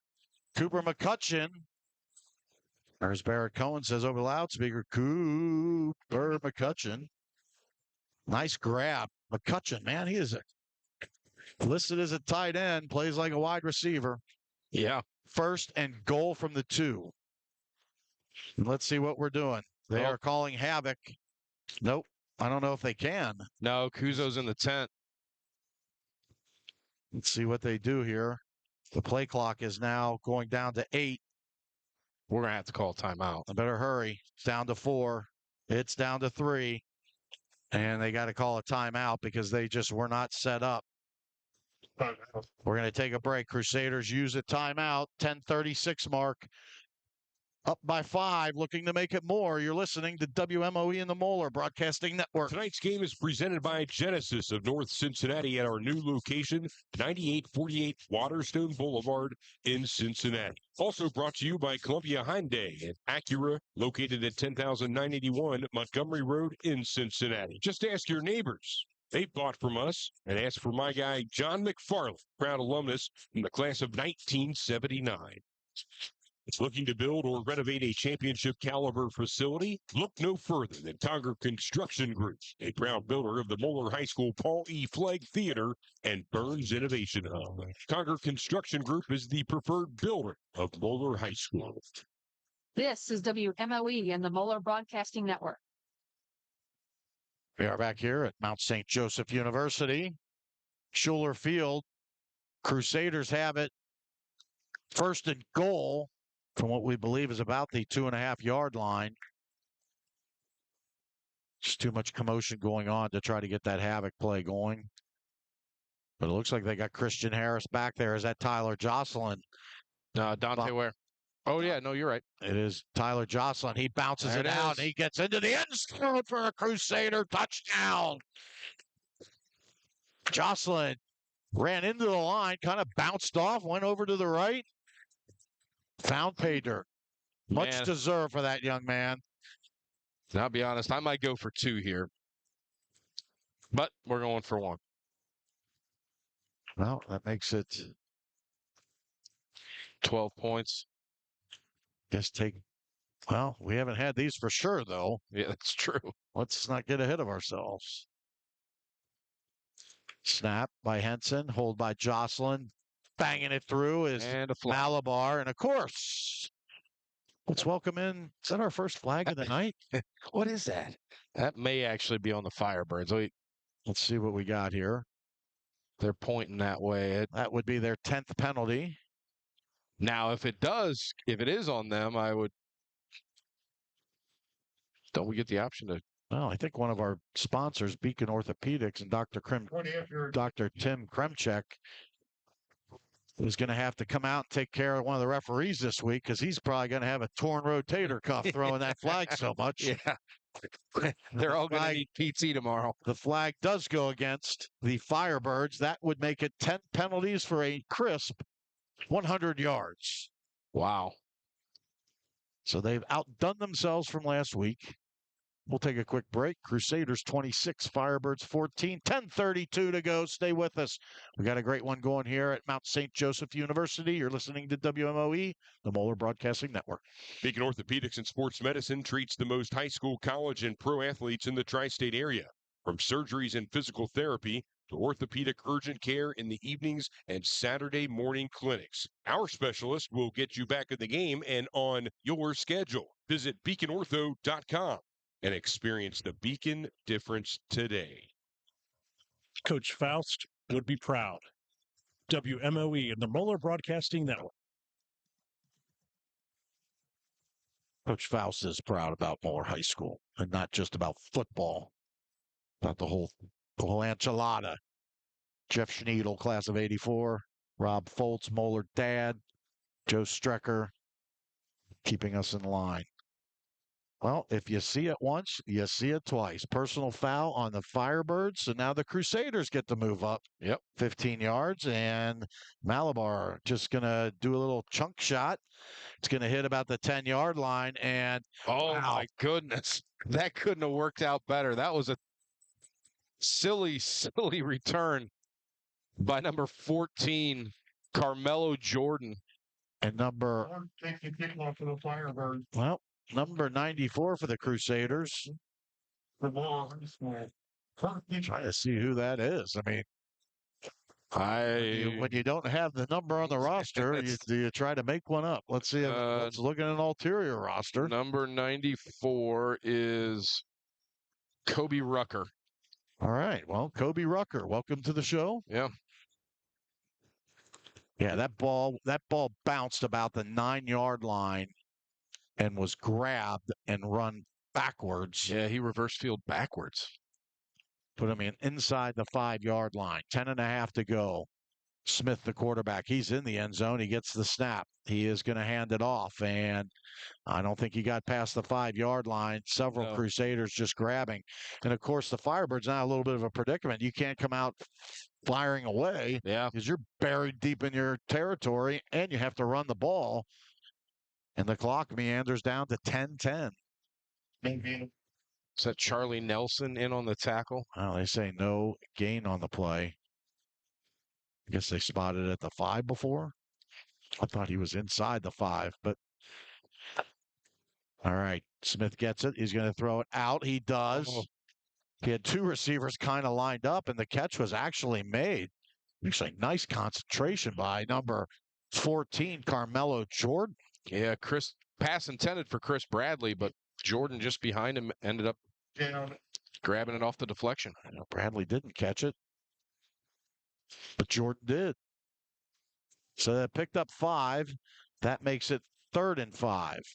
Let's keep him here and keep him bottled in. Here's a snap. They're going to try to do another out, and incomplete. It is incomplete. It is good coverage out there. At Connor Maupin behind. Is that Ricardo Harris? I thought he might have actually had a shot to pick that. And if he did, I'm not sure they would have got him before he hit the end zone. I don't think anybody would have gotten him. I don't think anybody on the sideline could have gotten him. 9:22 mark. Firebirds come out. Let's keep the formula. Catch the ball. Get the offense out. Is there fog coming out onto the field? It does. Doesn't it look like? I thought I was just seeing things, but well, we've seen a lot tonight. And wow, what's he doing? He is just holding the ball, and I tell you what, he boomed that thing. And wow, that backed up Landon Adams. I tell you what, he punted that bad boy 60 yards in the air. Yeah, but he held it for a good 3-4 yards before he, or 3-4 seconds before he kicked it. Crusaders had 26-14. Got the ball. We're going to take a quick break. Stay with us for a great finish. You're listening to WMOE and the Moeller Broadcasting Network. The Moeller High School canned food drive is on. My name is Kaylee Richter, a senior at Moeller High School. Join our men Moeller as we rally to fight hunger in our community. Every can counts, so bring your donations and help us make a real difference this year. Your generosity supports St. Vincent de Paul, Catino Choice Food Pantry, and St. George Interfaith Food Pantry. Visit the Moeller campus for a complete list of needed items, and remember, all donations are due by November 20th. Let's show what Moeller Brotherhood is all about. Service, spirit, and heart. The Moeller Canned Food Drive. Together, we can. We're back here. Mount St. Joseph University, the Crusaders came out. And actually, Sam Hamilton jumped up to switch sides, and they say the tackle also lifted up. But the Lakota West Firebirds actually jumped over. I think that's what caused, is that KJ to bounce up? Yeah. And they penalized the Crusaders. Well, they've already penalized the Firebirds 10 times for 100 yards, so let's even things out a little bit. That's going to be 7 penalties for the Crusaders for 58 yards. 1st and 15. They give it to Tyler Jocelyn. He runs it up the middle, getting banged around like a pinball. Sunshine. First by his own man and then by one of the Firebirds. Clock meanders. Now we're under 9 at 8:58. 2nd and 13. Got to be smart moving forward, but you also have to stay aggressive. This game isn't over. And there's still a fair amount of time, so it's a lot of time, but you throw it in the air, you risk the pick 6. I know we haven't had those. Matt's only had 1 interception. That's unbelievable. But this would not be a place for number 2. It's like Jocelyn in the backfield. He gets it. He tries to run around the left side, and he is going to get tackled out of bounds. Flowing on the carry. And unfortunately, that stops the clock. Yeah. And let's see. The referee is waving his hands or something. 8:22. Clock stopped. Well, got back to the original line of scrimmage. Now it is 3rd and 10. Rob, I'd almost just run the ball again and just, well, or use your big tight ends. There you go. I like that idea. Yeah, that's what you were waiting for me to say that. All right, let's see what we got here. Imagine if you had two 6'6", 270-pound tight ends. The things you could do. Well, let's see. The Crusaders had to use a timeout, but well, they said the play clock. Matt Ponatoski trying to plead his case, but that's no good. Well, one timeout left, 8 minutes, 22 seconds. Well, let's hope that just does not factor into anything here. 8:22 mark. Crusaders ahead 26-14. Well, love to get a first down. Mm-hmm. But if you throw the ball and it's incomplete and you still got over 8 minutes left on the clock, unfortunately, it keeps the Firebirds in the game. Pick up a first down. That complexion changes. You get a little bit ruddy. Yep. Let's see what we got. Ball is on the 40 on the left hash mark. Crusaders, a couple of Crusaders. Is that McCutcheon and Adams? They're out in the fog on the right side. Nope, Adams just went in motion. It's Charlie Nelson. Charlie Nelson. 3 out there. And Ponatoski, he's scrambling, he's running, he's trying to throw it, and well, there's that incomplete pass. I'm sorry, Maddox Nelson. Yes. Man, I keep confusing the. There's my. You're getting me thinking, what's going on? Now, 8:16, Crusaders up by 2 scores, but there's that incomplete pass that keeps the clock on hold. You just got to make sure you don't have something disastrous happen here. I guess Jack Malabar is now the punter. And I was waiting for the snap from Augie Henson. He gets it, get it out of there. And wow, a lot. And he gets contacted. And you can't contact the punter. And is there any flag? No, of course. Now there's not. Wow. The ball was not touched. And Malabar got run into. Well, there's no acting there. No, that's ridiculous. All right, well, our attention was there, and the ball goes down to the 24, where the Firebirds will take over. So, they got to try to get something going offensively, however long it takes. They have 2 timeouts left.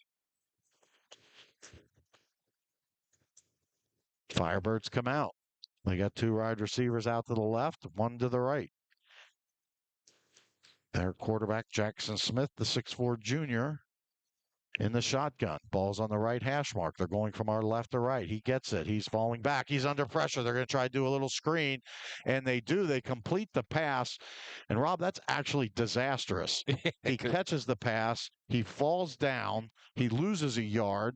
The clock still runs. Yep. Well, not good. The fortunes for the Crusaders have turned up.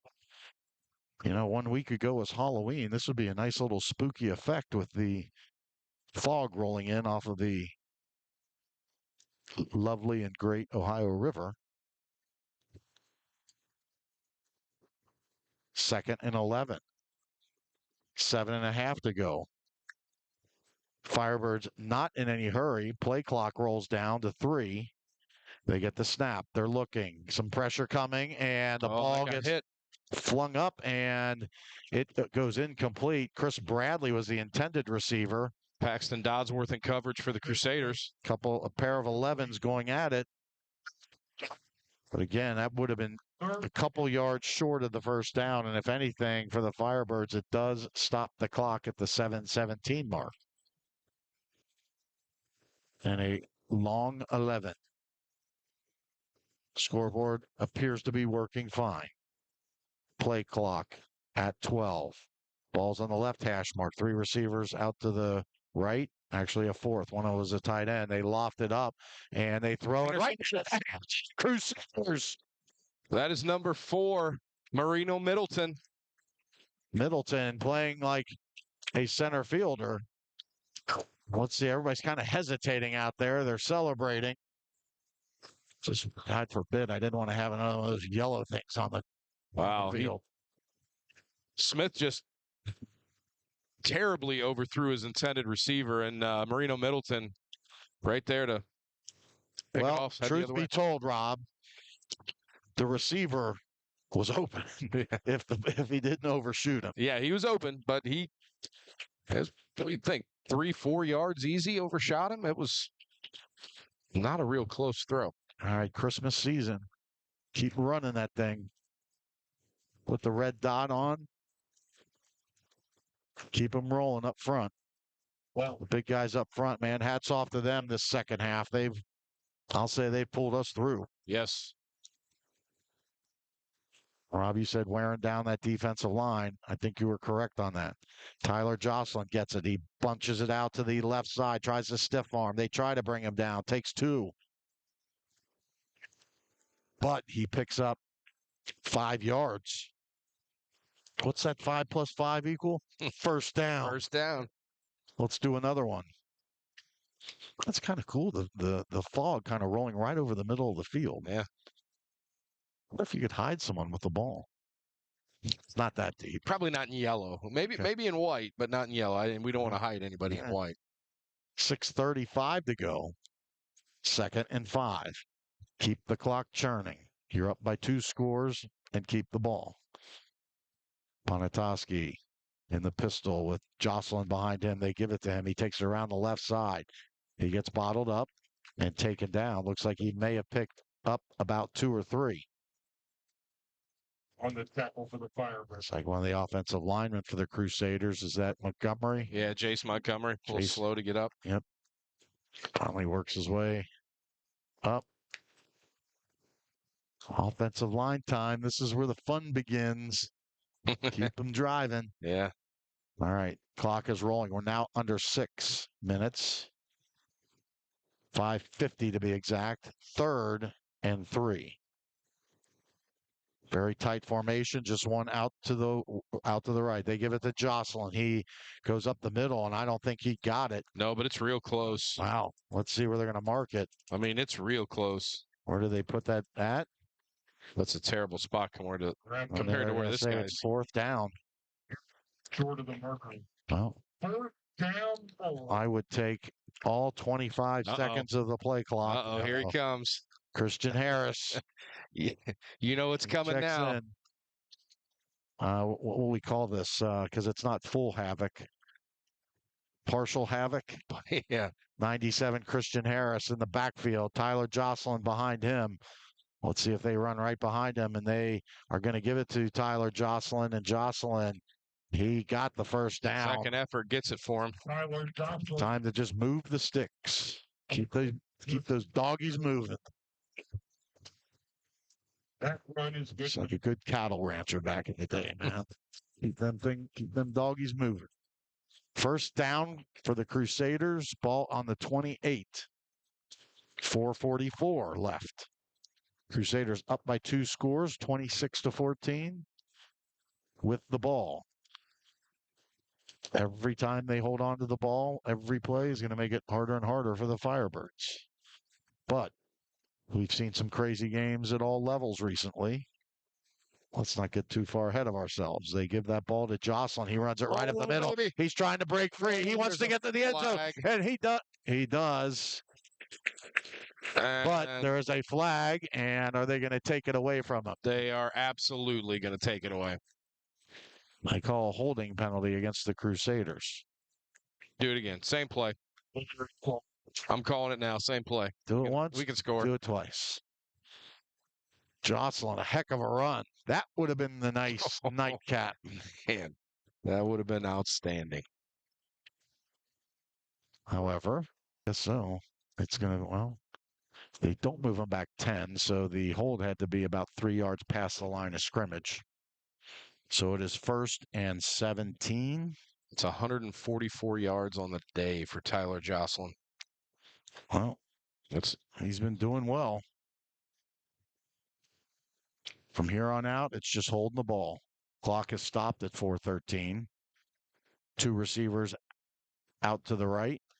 And they are going to do a little wide receiver screen. They get it to Lyndon Adams. Adams makes the catch. He's going to get past the original line of scrimmage. And what are they all hooting about? I think there might be another flag, I think. But I'll tell you, the fog is a little hard to see. Well, maybe not. I think we can handle it. Oh, my goodness. Are we going to get that play in without a penalty? It was actually a really good play. I think everybody. I think you are so used to calling the penalty flag. I mean, you're going to be dreaming about that tonight. I mean, they were kind of hooting and hollering down there. I thought I saw one, but. Landon Adams, 9 catches, 107 yards. Jocelyn, 144 yards on the ground, like you called, Rob. Let's add on to that. Wow, he would have been up near 170 on that. That play would have happened. Ponitowski letting the clock roll down, and they're going to give it to Tyler Jocelyn. He tries to pop out to the right side, not happening. Still trying to get him down on 2nd down, and they do. Looks like, is there a timeout called by the Firebirds? Yep, timeout. 3:10 to go. Crusaders up by 2 scores, 26-14, and they have the ball. Time to finish this one out like a fine meal. You're listening to WMOE and the Moeller Broadcasting Network. For electrical work at your home or business, you can trust the pros at Craftsman Electric. Family owned and operated by Moeller Grants, Craftsman Electric has been a trusted name for over 40 years. Find them at craftsmanelectric.com. Quality craftsmanship, it's in their name. Hi, this is Tom Gregory, the Prince of Port, part of the Moeller family. Montgomery Inn is proud to partner with Moeller Football and Countdown to Kickoff on WMOE. I'm Danny Kelly. And Cass Pearson. Catch all the action of the basketball season On WMOE. and the Moeller Broadcasting Network.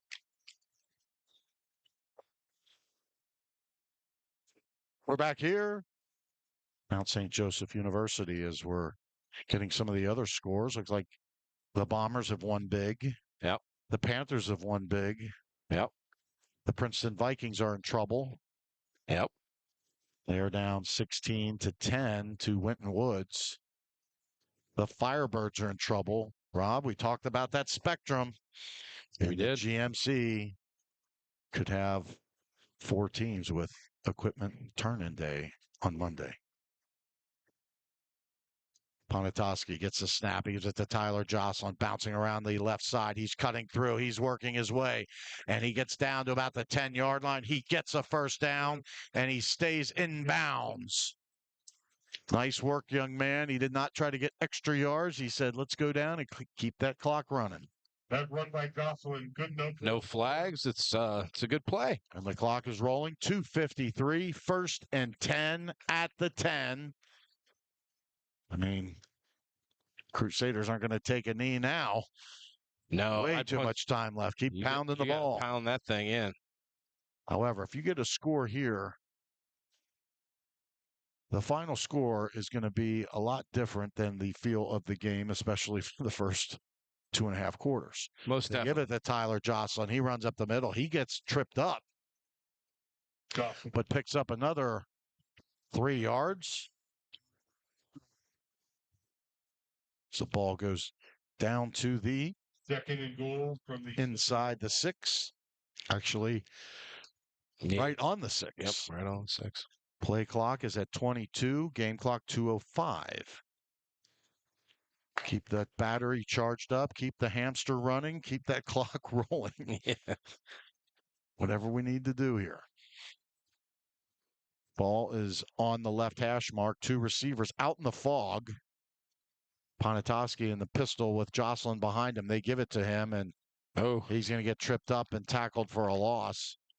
Tyler Is that number 0? DJ Edwards, a senior linebacker, makes the tackle, takes it to 3rd down. 1.5 minutes, 90 seconds to go. Play clock at 25. And the Lakota West faithful are starting to exit. Unless they announce there was free food at the concession stand. That wouldn't put that past Barrett Cohen at this point. Yeah. 1:05, clock rolling. Play clock is going to roll down. I think the Crusaders are just going to call a timeout when it gets to 1, and they do. Rob did not start out very well. Little angst, a little anxiety, just thinking, man, we're just didn't seem to have it. But I'm going to credit that offensive line that really got things engaged and got Tyler Jocelyn running hard and picking things up. Yeah, no doubt. This game is, if we had 5 game balls, they should go to all 5 of those guys up front because, yeah, it just wasn't pretty in the first half. And in the second half, you could just see the difference. They flipped the switch. They took control of the line of scrimmage. And 140, 150 yards later, whatever it is, Moeller's on the right side of a 12-point score. So it just, halftime, you just knew if we could, and you called it early, kind of grind out, use that strength in the line. Yeah. And that looks like that is what happened. No offense to the Firebirds. It just seemed like the strength of the Moeller offensive line started to exert itself. Of course, Jocelyn getting loose and picking up a lot of yardage. They give the ball to Tyler Jocelyn. He's trying to follow some blocks around the right side. He does. He's going to take it down and take it inside the 5 down to about the 3-yard line. Now there's 47 seconds left. Yeah, they're going to have to run a play. And there's 35 on the play clock. Let's see. I mean, you can't get too, you can't really take a knee and give them the ball back again. No, you could kick a field goal, but that's on the far hash. That would be a tough kick. And if something happens, I mean, it's a crazy game. The clock is rolling down. There is 14 seconds on the play clock, 20 on the game clock. Looks like the Crusaders are just going to run it amidst the fog. How about that? Amidst the fog. Oh, they throw it into the end zone, and they do. Sam Hamilton, I think. Hamilton flares out. Touchdown, Moeller. 8.1 seconds left. Not trying to rub it in. I mean, you got to finish the thing off. Maybe a little rub it. No, if it was 70-0, that would be one thing. I mean, technically, all we had to do was look upriver a little bit last Sunday and see how crazy silliness happens. Yeah. Just have to finish it out. The Crusaders are doing that. As the fog is rolling in. This would have been classic if it was Halloween. Yes, it would have been. Of course, people probably would have been here in costumes and stuff, but Malabar on to kick. Henson with the snap. Jocelyn with the hold. Kick right through. Makes it 33-14. 8.1 seconds. Guess the only question left is, do you onside kick? Let's not go there. There's a flag. What is this flag for? There's nobody around. What are we doing?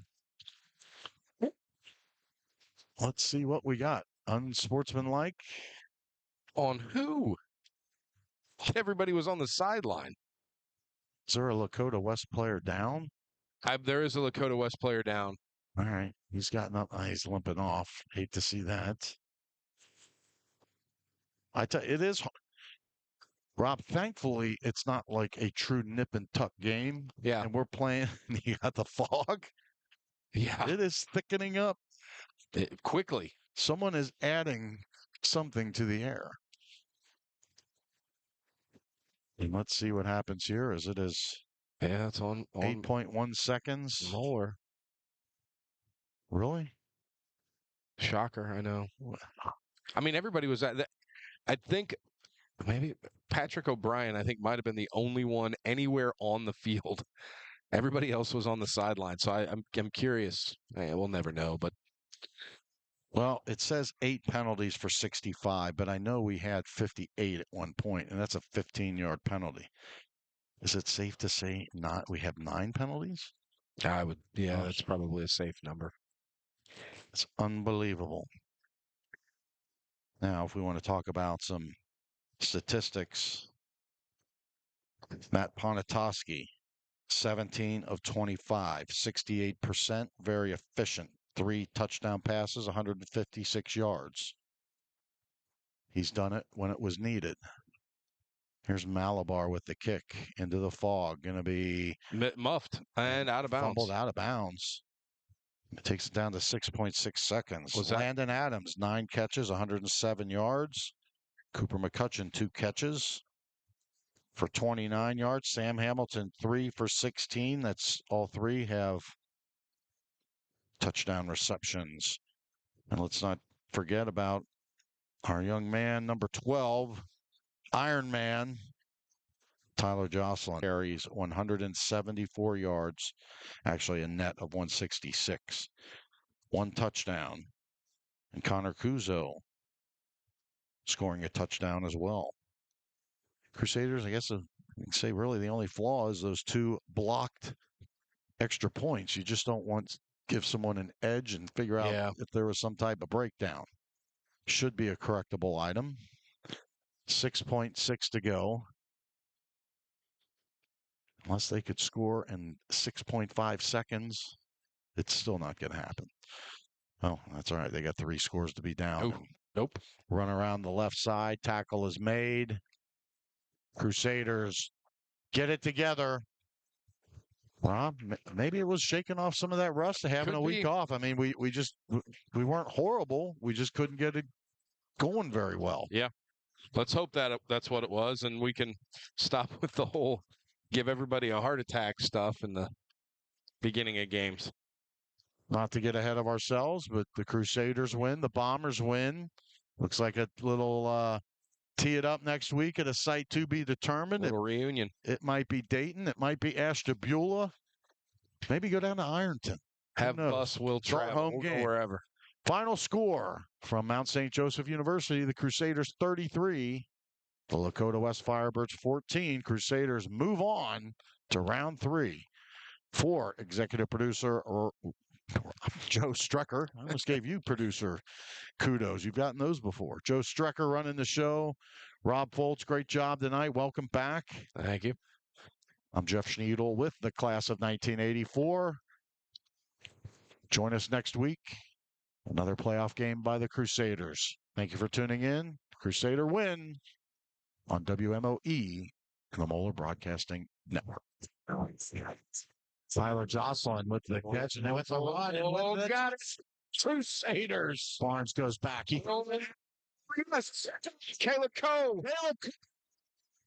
Goes back to pass. He's under pressure. Oh, they got him. And they get it. And I think that's Christian Harris. It's playoff time. Catch all the Moeller Crusader football playoff action on WMOE and the Moeller Broadcasting Network.